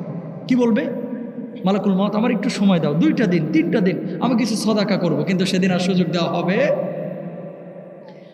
2 নম্বর গেল। 3 নম্বর বলবে, ওয়ালাইসাতুত তাওবাতু লিল্লাযিনা ইয়ামালুনাস সাইয়্যাত। বলবে মালাকুল মাউত, রূহটা এখন কবজ করো না, 2-4 দিন সময় দাও, আমি একটু তওবা করে তারপরে রূহটা কবজ করো। সেদিন কোনো সুযোগ দেওয়া হবে? দুনিয়ার সব সম্পর্ক ছিন্ন ভিন্ন করে কবরে নিয়ে চলে যাবে। এই জন্য আল্লাহর নবী বিশ্বনবী সাল্লাল্লাহু আলাইহি ওয়াসাল্লাম বলছেন, ও দুনিয়ার মানুষ, 4 পায়া পালকিতে করে যখন তোমার কবরের দিকে নিয়ে যাওয়া হবে, 3টা জিনিস তোমার সঙ্গে যাবে। আহলুহু ওয়া মালুহু ওয়া আমালু, তোমার সঙ্গে তোমার পরিবার যাবে, তোমার সন্তান সন্ততি যাবে। বাপ যখন মারা যায়, সন্তান খাটিয়ার একটা পাশ ধরে, অথবা ভাতিজারা আর একটা পাশ ধরে, নাতি নাতনিরা আর একটা পাশ ধরে, আত্মীয় স্বজন বন্ধু বান্ধব আর এক পাশ ধরে। আহলুহু, পরিবারের সদস্যরা কবরে যায়। মালুহু, তোমার সম্পদ কবর পর্যন্ত তোমার সঙ্গে যায়। ওয়া আমালু, তোমার আমল কবর পর্যন্ত যায়, সম্পদ ফিরে আসে, পরিবার ফিরে আসে, ওই কবরের সাথী বাতি হিসাবে যে থাকে শুধুমাত্র তোমার আমল। বলুন আল্লাহু আকবার। আল্লাহ নবী সাল্লাল্লাহু আলাইহি ওয়াসাল্লাম বলছেন যে কবরের মধ্যে সাথী এবং বাতি যে হবে সে হচ্ছে আপনার আমল, আপনার আমল, আপনার আমল। আমল ছাড়া আর কোনো কিছুই সেদিন থাকবে না। বিনা হিসাবে জান্নাতে সবাই যাইতে চাননি? ওই যে মাথা নাড়াইতেছে, কয় না, বুঝে নাই। বিনা হিসাবে জান্নাতে যাইতে চান? ইনশাল্লাহ বলেন। নবীজি সাহাবীদের এখানে আসছেন, সাহাবীরা গোল হয়ে বসে রয়েছে। এই আমার উম্মতের মধ্যে 70,000 মানুষ বিনা হিসাবে জান্নাতে যাবে, সুবহানাল্লাহ কর না। নবীজি বইলা ঘরের মধ্যে চলে গেছে। এবার সাহাবীদের মধ্যে আলোচনা শুরু হয়ে গেছে, আচ্ছা এই 70,000 কারা বিনা হিসাবে জান্নাতে যাবে? স্যাররা বলে না অনেক সময় স্কুলে, এই তোদের মধ্যে 5 জন কিন্তু জিপিএ 5 পেয়েছে, এটা বইলা স্যার চলে গেছে। এবার পোলাপান আলোচনা শুরু করছে, এই জিপিএ 5 কে কে পাইছে রে? কয় সালমা পাইছে, জামালে পাইছে, নাসিরে পাইছে, আছে না নাই? আলোচনা হয়েছে, না আমি পাবো না। নবীজি এই কথা বলে ঘরের মধ্যে চলে গেছে। সাহাবীরা বলছে, এই 70,000 কারা গো? কয়েকজন সাহাবী বলতেছে, যারা শহীদ তারা। কেউ কেউ বলতেছে, না শহীদরা না, মনে হয় অন্য কেউ, নবীরা। কেউ বলছে, না না এগুলো সালেহ ব্যক্তিরা। কয় না, এটা আল্লাহ ছাড়া নবী ছাড়া কেউ জানে না। নবীজি আবার বাইরে হয়েছে, এই কি নিয়ে এত আলাপ আলোচনা করতেছো? আল্লাহ রাসূল আপনি যে বললেন ইয়াদখুলুল জান্নাতা মিন উম্মতি ৭০ আলফা, আমার উম্মতের মধ্যে থেকে ৭০,000 মানুষ যে বিনা হিসাবে জান্নাতে যাবে, আপনি যে হাদিস বলে গেলেন, এরা কারা? এটা নিয়ে আমরা আলোচনা করতেছি। আল্লাহ নবী বলছে, শুনবা এরা কারা? লা ইয়াস্তারকুনা ওয়ালা ইয়াতাতায়্যারুনা ওয়ালা ইয়াত্তাউনা ওয়া আলা রাব্বিহিম ইয়াতাওয়াক্কালুনা। আল্লাহু আকবার। 4টা কাজ যারা করতে পারবে ঈমান আনার পরে, এরা বিনা হিসাবে আল্লাহর জান্নাতে এই 70,000-এর মধ্যে গণ্য হয়ে যাবে। আপনি বলবেন যে হুজুর এই 4টা কাজ যদি এখন 1 কোটি মানুষ করে তাহলে কেমনে হবে? মুহাদ্দিসিনরা এই জন্য ব্যাখ্যা করেছেন, শুধু 70,000 না, বরং 70,000 থেকে 70,000 কয়েকবার গুণ দিলে কয়েকশো কোটি উম্মত এরকম আছে, নবীজির উম্মত, যাদেরকে আল্লাহ রব্বুল আলামিন বিনা হিসাবে আল্লাহর জান্নাতে দেবে। সুবহানাল্লাহ। এরা কারা? 1 নম্বর, যারা দাগ কাইটা চিকিৎসা করে না। দাগ কাটে চিকিৎসা বুঝেন না, বুঝে দিই, এ বলে আলোচনা শেষ। হজ, এখান থেকে হজে গেছেন কে কে? এরকম আছেন কেউ? হজে গেছেন বা উমরায় গেছেন, আছেন কেউ? ওই যে একজন, ওমা কি এলাকায় এসে পড়ছে আজকে, হাজিও না একটা ওই এলাকায়, মাশাআল্লাহ। ওই যে একজন হাজি সাহেব আছে, আর কেউ নাই না? আল্লাহ সবাইকে আল্লাহর ঘর জিয়ারত করার তৌফিক দান করুক, আমিন বলেন। জোরে কোন না, এর লাগি তো দোয়া কবুল হয় না। আরে আজিব এলাকা দেখে আজকে পড়ছি, তার মানে এলাকায় আসলে কোনো হাজি নাই নাকি মাহফিলে আসে নাই? আস্তাগফিরুল্লাহ, আস্তাগফিরুল্লাহ। আরে শহরে বাড়ি তো, ওই যে বাজারের ধারে বাড়ি, তাও হজ করে না মানুষ। আল্লাহ বুঝদান করুক, আমিন বলেন। বাইতুল্লাহ দেখতে মন চায় কি চায় না? আল্লাহ সবাইকে হাজি বানায় দেন, আমিন বলেন। হজ্জে যারা গিয়েছেন আপনারা দেখবেন, আফ্রিকার কিছু মহিলা আছে এই যে গাল কাটা, নাক কাটা, ইউটিউব ফেসবুকেও দেখতে পাবেন। এরা কি করে? এই যে গালটারে কাইটিয়া দেয়, দিয়ে সম্ভ্রান্ত। যার গাল যত বেশি কাটা এ তত বেশি সম্ভ্রান্ত, মানে এর তত বেশি ভালো জায়গায় বিয়ে হয়। এটা আসল মহিলা। নাউজুবিল্লাহ কন। আগে আপনারা ময়মুরব্বী যারা আছেন খেয়াল করে দেখেন, ওই যে বল টল খেলতে গেলে বা রাস্তায় শামুকে পুকুরে যদি পাটা কাইটা যাইতো, অনেকে ওই যে পলটা আছে না, পলটা কেরোসনের, সলতে না পলটা কি কয়, সলতে, হ্যাঁ সলতে, ওই যে কেরোসিনের সলতে জ্বলায়া এটা হিট হইলে উঠে দিয়ে একটু ঠাসা দিলে কিন্তু আরাম লাগতো, বাড়ি দিলে আরাম লাগতো, ঠিক কিনা বলেন? তো এই দাগ কাটা চিকিৎসা করা, পলটে দিয়ে হিট নেওয়া হারাম না, কিন্তু এই যে কাটাকুটি করে যারা মনে করে যে কল্যাণ অকল্যাণ এর মধ্যে, এই সমস্ত জিনিসগুলো ঈমান আনার পরে যারা না করবে, আল্লাহর জান্নাতে তারা বিনা হিসাবে যাবে। সুবহানাল্লাহ। 2 নাম্বার, কিছু ঝাড়ফুঁক আছে, চিকিৎসা আছে যেটা কোরআনের তদবির, কোরআন থেকে হাদিস থেকে নেওয়া। আর কিছু ঝাড়ফুঁক আছে যেগুলো কোরআন থেকে নেওয়া না, যেগুলো কোত্থেকে নেওয়া? গুরু মাতার থেকে নেওয়া, অমুক তান্ত্রিক কবিরাজের থেকে নেওয়া, আছে না নাই? স্বামী স্ত্রীর অমিল, আপনি কি অবাধ্যকে বাধ্য করতে চাচ্ছেন? মনের মানুষকে কাছে টানতে পারছেন না? আপনি কি আর্জেন্টিনাকে জিতাতে চান? আপনি কি আপনার পার্লামেন্ট মেম্বারকে জিতাতে চান? আপনি কি আপনার মনের মানুষটাকে কাছে পেতে চান? স্বামী স্ত্রীর অমিল, ঝগড়া হচ্ছে, ঝগড়া বন্ধ করতে চান? আপনি কি আপনার মেয়েকে বুয়েটে চান্স পাওয়াইতে চান? আর দেরি নয়, আজই চলে আসুন গুরু বাবার কাছে। 1 ডোজ মাত্র 600 টাকা, সব মুশকিল আসান হয়ে যাবে। টাটকা বাটপার, কথা বলেন ঠিক না? এরকম লোক আছে না নাই? নামাজ পড়ে, জুমার নামাজ, আমার বাবাদের পিছনে ঘুরঘুর ঘুরঘুর করে, কথা কন না কেন? আর টিভিতে লাইভ করি রবি সোম সওয়াল জবাবের, মাহফিলের লাগে এখন বন্ধ রাখছি, আরেকজনরা দিছি, মাহফিলের ব্যস্ততা চলতেছে। এক যুবক আইছে, কয় হুজুর বহুত তদবির করে রিসিপশন থেকে নাম্বার নিয়ে রিসিপশন আইসে বসে রয়েছে 2 ঘন্টা। আমি বললাম বাবা আইসো কেন? কয় হুজুর বড় বিপদে আইছি, আপনার কাছে পড়ে বড় বিপদে পড়ে আইছি। কি বিপদ? এক মাইয়ারে পছন্দ করতাম হুজুর, কবিরাজের কাছে গেছিলাম, বলছিল যে এর সাথে বিয়ের ব্যবস্থা করবে, 26,000 টাকা খোয়াইছি। মেয়ে এখন, আগে তো ফোন ধরতো, এখন ফোনও ধরে না। 26,000 টাকা খোয়ানোর পরে ফলাফল এটা। সাধারণ কমন সেন্সের অভাব। এই শুনেন, এইরকম তন্ত্র মন্ত্র যারা দেয়, ভাগ্য পরিবর্তন করে, ভাগ্য পরিবর্তন করে যিনি, তিনি কে? এরা যদি এতই শক্তিধর হতো, এত মানুষের ভাগ্যই যদি নিয়ন্ত্রণ করত, তুই নিজে 600 টাকা ভিক্ষা করিস কে? কথা কন না কেন? এমপি সাহেব তো পার্লামেন্ট মেম্বার হচ্ছে, নমিনেশন নিয়েছে, তো তদবির করে তুই যাই একটা গণভবন থেকে নমিনেশন নিয়ে আয়, কথা কন না কেন? ওই জায়গাগুলো পারো না, খালি ফকির ফাকরা আর গরিব মানুষ, এদের সেন্টিমেন্ট নিয়ে খেলা করো, আবেগ নিয়ে খেলা করো, জুতা দিয়া পিটায় তোর মাথার চারা ফাটায় ফেলা উচিত, ঠিক কিনা বলে? ভণ্ডামির জায়গা পায় না, আছে না এরকম? এই কাজগুলো যারা না করবে, আল্লাহর জান্নাতে বিনা হিসাবে যাবে। সুবহানাল্লাহ কর। 3 নম্বর আল্লাহর নবী বলছেন, অশুভ লক্ষণ যারা বিশ্বাস না করবে। অশুভ লক্ষণ বুঝছেন তো? বাড়ি থেকে বাইর হচ্ছেন, বিড়াল দৌড় মারছে, কয় জামালের বাপ আজকে বাইর হয়ে, বিড়াল দৌড় মারছে, তোমার কপালে খারাপই আছে, কথা কন না কেন? কয় সোমবারে ঝাড়ের বাঁশ কাটতে নাই, দোকানে ঢোকার পরে, দোকান খোলার পরে প্রথম কাস্টমারকে বাকি দিতে নাই, তাহলে কি হবে? ক্যাশ বক্সে কুফা পড়বে, আছে না নাই? এলাকায় কিছু লোক পাবেন, মাগরিবের নামাজ চলতেছে আর দোকানের সামনে দেখবেন নামাজ পড়ে না, ফজরের নামাজ চলতেছে নামাজ পড়ে না, আগরবাতি নিয়ে এইভাবে ঘুরে, কথা কন না?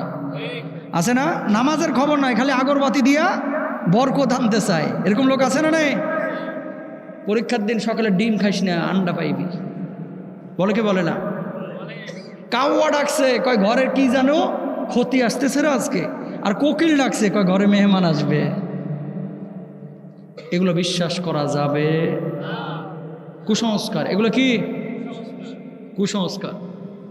আমি যখন রাজশাহীতে ছিলাম ছোটবেলায়, ছেলেটা এখন পুলিশের ঊর্ধ্বতন কর্মকর্তা, এ নতুন বিয়ে করছিল তখন, এরা কে যেন বলছে কাউয়া মারবি, কাউয়া মাইরা কাউয়ার ভিতরে একটা মানে লজ্জাস্থানের ওপরে কিছু একটা গোল পাইবি, এটা যদি খাস জীবনে তোর শক্তি ফুরাবে না, হারাবে না, যেহেতু বিয়ে নতুন করেছিস।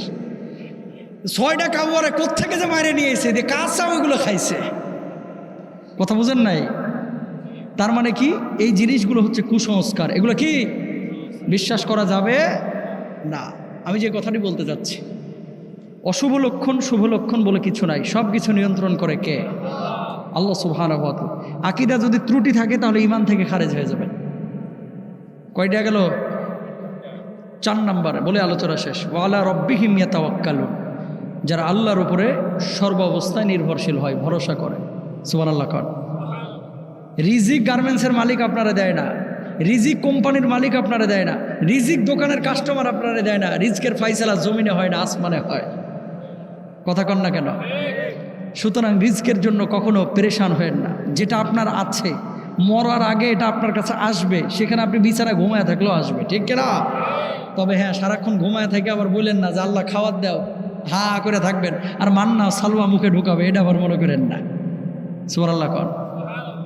সাগরের নীলতিমি ডিসকভারিতে দেখছেন না আপনারা? নীলতিমি, একটা নীলতিমি প্রতিদিন 60 টন শুধু গোশত খায়। সুবহানাল্লাহ কন। কয় টন? একটা নীলতিমির প্রতিদিন খাবার কয় টন? 60 টন।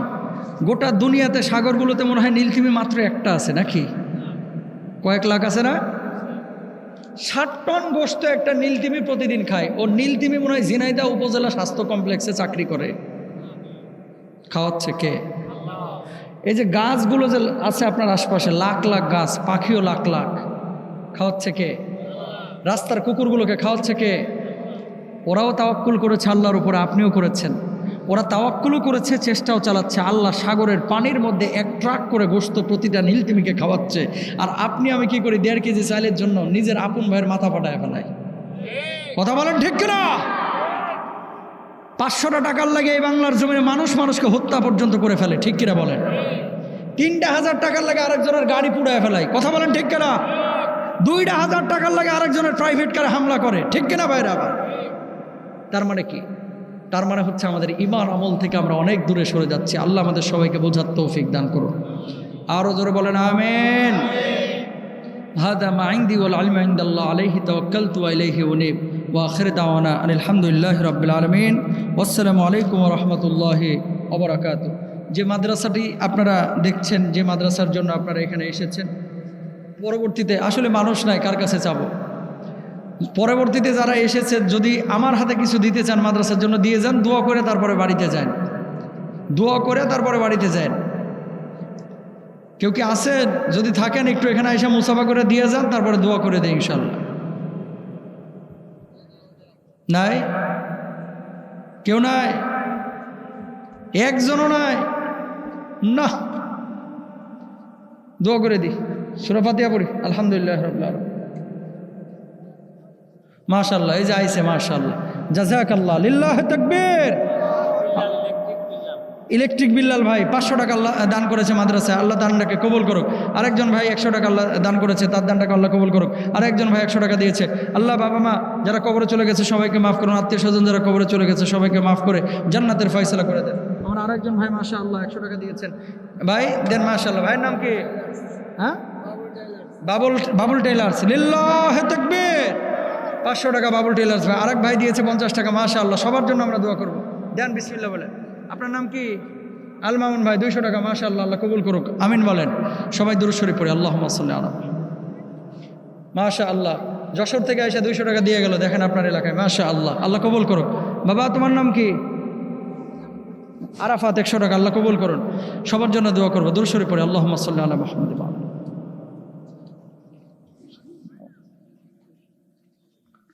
ওগুলা নেও, গুছাও, গুছায় পকেটে রাখো বা দিয়ে দাও গা। মাশাআল্লাহ, মাশাআল্লাহ। থন এখানে সবাই দোয়া করি, আল্লাহুম্মা আমিন। রব্বানা যালামনা আনফুসানা ওয়া ইল্লাম তাগফির লানা ওয়া তারহামনা লানাকুনান্না মিনাল খাসিরিন। রব্বুল আলামিন আল্লাহ, মধ্য রজনী পর্যন্ত কোরআন থেকে কথা হয়েছে, সুন্নাহ থেকে কথা হয়েছে। আল্লাহ, আপনি যা কিছু আমরা আলোচনা করেছি প্রত্যেকটি আলোচনা থেকে শিক্ষা নিয়ে কোরআন সুন্নাহ মোতাবেক জীবন পরিচালনা করার তৌফিক আল্লাহ আপনি আমাদের সবাইকে দিয়ে দিন। আয় আল্লাহ, আমরা যারা হাত তুলেছি মাবুদ, অনেকের জনম দুঃখিনী মা নাই, অনেকের বাবা অন্ধকার কবরে চলে গেছে, জানি না বাপ মা কবরে কি অবস্থায় আছে। আল্লাহ, আপনি আমাদের বাপ মার কবর আযাব গজবগুলো মাফ করে কবরগুলোকে জান্নাতের বাগান বানায় দিন। আয় আল্লাহ, আমাদের আত্মীয় স্বজন যারা কবরে চলে গেছে সবাইকে আপনি মাফ করে দেন রব্বুল আলামিন। আল্লাহ, আমরা যারা হাত তুলেছি আপনি আমাদের প্রত্যেককেই 5 ওয়াক্ত নামাজ জামাতের সহিত আদায় করার তৌফিক দান করেন। আয় আল্লাহ, এই মাহফিলটির জন্য যারা বুদ্ধি দিয়ে, শ্রম দিয়ে, অর্থ দিয়ে সহযোগিতা করেছে, কিয়ামতের কঠিন মুসিবতের সময় আল্লাহ এই মাহফিলের ওসিলায় সবাইকে আপনি মাফ করে দিয়েন রব্বুল আলামিন। দাড়ি পাকে অনেক মুরব্বী আমাদের সঙ্গে হাত তুলেছে আল্লাহ। আল্লাহ, কোরআন হাফেজরা হাত তুলেছে, আলেমরা হাত তুলেছে। আল্লাহ, যার হাত আপনার পছন্দ হয় তার হাতের ওসিলায় আপনি আমাদের দোয়াখানা কবুল আল মঞ্জুর মঞ্জুর করে নেন। আয় আল্লাহ, এই মাহফিলটি যে মাদ্রাসার উদ্দেশ্যে হয়েছে, এই মাদ্রাসাটিকে আল্লাহ আপনি সারা বিশ্বের বুকে দ্বীনই প্রসিদ্ধ মারকাজ মাদ্রাসা হিসেবে কবুল আল মঞ্জুর করে নেন। আল্লাহ, ছাত্রদেরকে বড় বড় আলেম হাফেজ বানায়া দেন রব্বুল আলামিন। মাদ্রাসার সাথে, মসজিদের সাথে, মাহফিলের সাথে সম্পৃক্ত যারা আছে আল্লাহ, যারা অর্থ দিয়ে, টাকা দিয়ে, পয়সা দিয়ে, শ্রম দিয়ে আল্লাহ মাহফিলে এসে বসে বসে আলোচনা শুনে যারা সার্থক করেছে, আল্লাহ কিয়ামতের কঠিন মুসিবতের সময় মানুষ যখন পানি পানি বলে চিৎকার করবে, আল্লাহ সেদিন আপনি এই মাহফিল, মাদ্রাসা, মসজিদের ওসিলায় সবাইকে মাফ করে দিন। আয় আল্লাহ রাব্বুল আলামিন, বাপ মা যাদের জীবিত আছে বাপ মার খেদমত করে জান্নাত হাসিল করার তৌফিক দান করেন। আল্লাহ মাদ্রাসায় বিশেষভাবে যারা দান করেছে, আল্লাহ যাদের নাম ঘোষণা হয়েছে, আল্লাহ যারা বিশেষভাবে দিয়েছে প্রকাশ্যে গোপনে, আল্লাহ প্রত্যেকের বাপ মা যাদের কবরে চলে গেছে, বাপ মার কবরগুলোকে জান্নাতের বাগান বানায় দেন। আত্মীয় স্বজন যারা কবরে চলে গেছে সবাইকে আপনি মাফ করে দেন। আল্লাহ সবাইকে নেককার মন থেকে পরেজগার বানায় দেন। সন্তান সন্ততিদেরকে নেককার মন থেকে পরেজগার বানায় দেন। আল্লাহ আমাদের সকলের দোয়াখানা আপনি কবুল আল মঞ্জুর করে নেন রব্বুল আলামিন। ফিলিস্তিনের মুসলমানদের জানমালের হেফাজত করেন। ইসরায়েলি হায়াওয়ানগুলোকে আল্লাহ আপনি ধ্বংস করে দেন। আল্লাহ ইসরায়েলি হায়াওয়ানগুলোকে আপনি ধ্বংস করে দেন রব্বুল আলামিন। আল্লাহ এই বাংলার জমিনে এলাকার মধ্যে প্রত্যেকেই যেন আমরা ভাই ভাইয়ের মতো চলতে পারি। আল্লাহ সবুজ বাংলার প্রত্যেক ইঞ্চি মাটিকে আপনি শত্রুমুক্ত, দূষণমুক্ত করে দেন, ঘুষমুক্ত, জেনামুক্ত, সুদমুক্ত জমিন গড়ে দেন রব্বুল আলামিন। দিন কায়েমের যারা কর্মী, কোরআনের পথে আছে, কোরআনের দাওয়াতে কাজ করছে, আল্লাহ প্রত্যেকের জান মালের হেফাজত আপনি করেন রব্বুল আলামিন। আল্লাহ আমাদের মধ্যে যারা অসুস্থ সবাইকে আপনি পূর্ণ শিফা দিয়া দেন। আল্লাহ মা বোনেরা যারা পর্দার আড়াল থেকে হাত তুলেছে, মা বোনদেরকে পর্দার সহিত চলার তৌফিক দান করেন। আল্লাহ মা বোনদেরকে 5 ওয়াক্ত নামাজ আদায় করার তৌফিক দান করেন, স্বামীর খেদমত করার তৌফিক দান করেন। আল্লাহ লজ্জা স্থানে হেফাজত করার তৌফিক দান করেন। আয় মাবুদ, জানি দুনিয়া থেকে আমরা সবাই চলে যাব, মালাকুল মউত আমাদের শিয়রে এসে হাজির হয়ে যাবে। কেউ কাউকে আটকে রাখতে পারবে না, বাবা সন্তানকে আটকে রাখতে পারবে না, সন্তান বাবাকে আটকে রাখতে পারবে না। যেদিন দুনিয়া থেকে আমরা চলে যাব, মালাকুল মউত আমাদের শিয়রে এসে হাজির হয়ে যাবে। এবার নিয়ে কালেমা বলতে বলতে যেন দুনিয়া থেকে যাইতে পারি, আল্লাহ সেই তৌফিক দিন। রব্বির হামহুমা কামা রব্বায়ানি সগীরা, রব্বির হামহুমা কামা রব্বায়ানি সগীরা। সুবহান রাব্বিকা রব্বিল ইজ্জাতি আম্মা ইয়াসিফুন ওয়া সালামুন আলাল মুরসালিন ওয়ালহামদুলিল্লাহি রাব্বিল আলামিন। وجعل آخر كلامنا عند الموت لا إله إلا الله محمد رسول الله.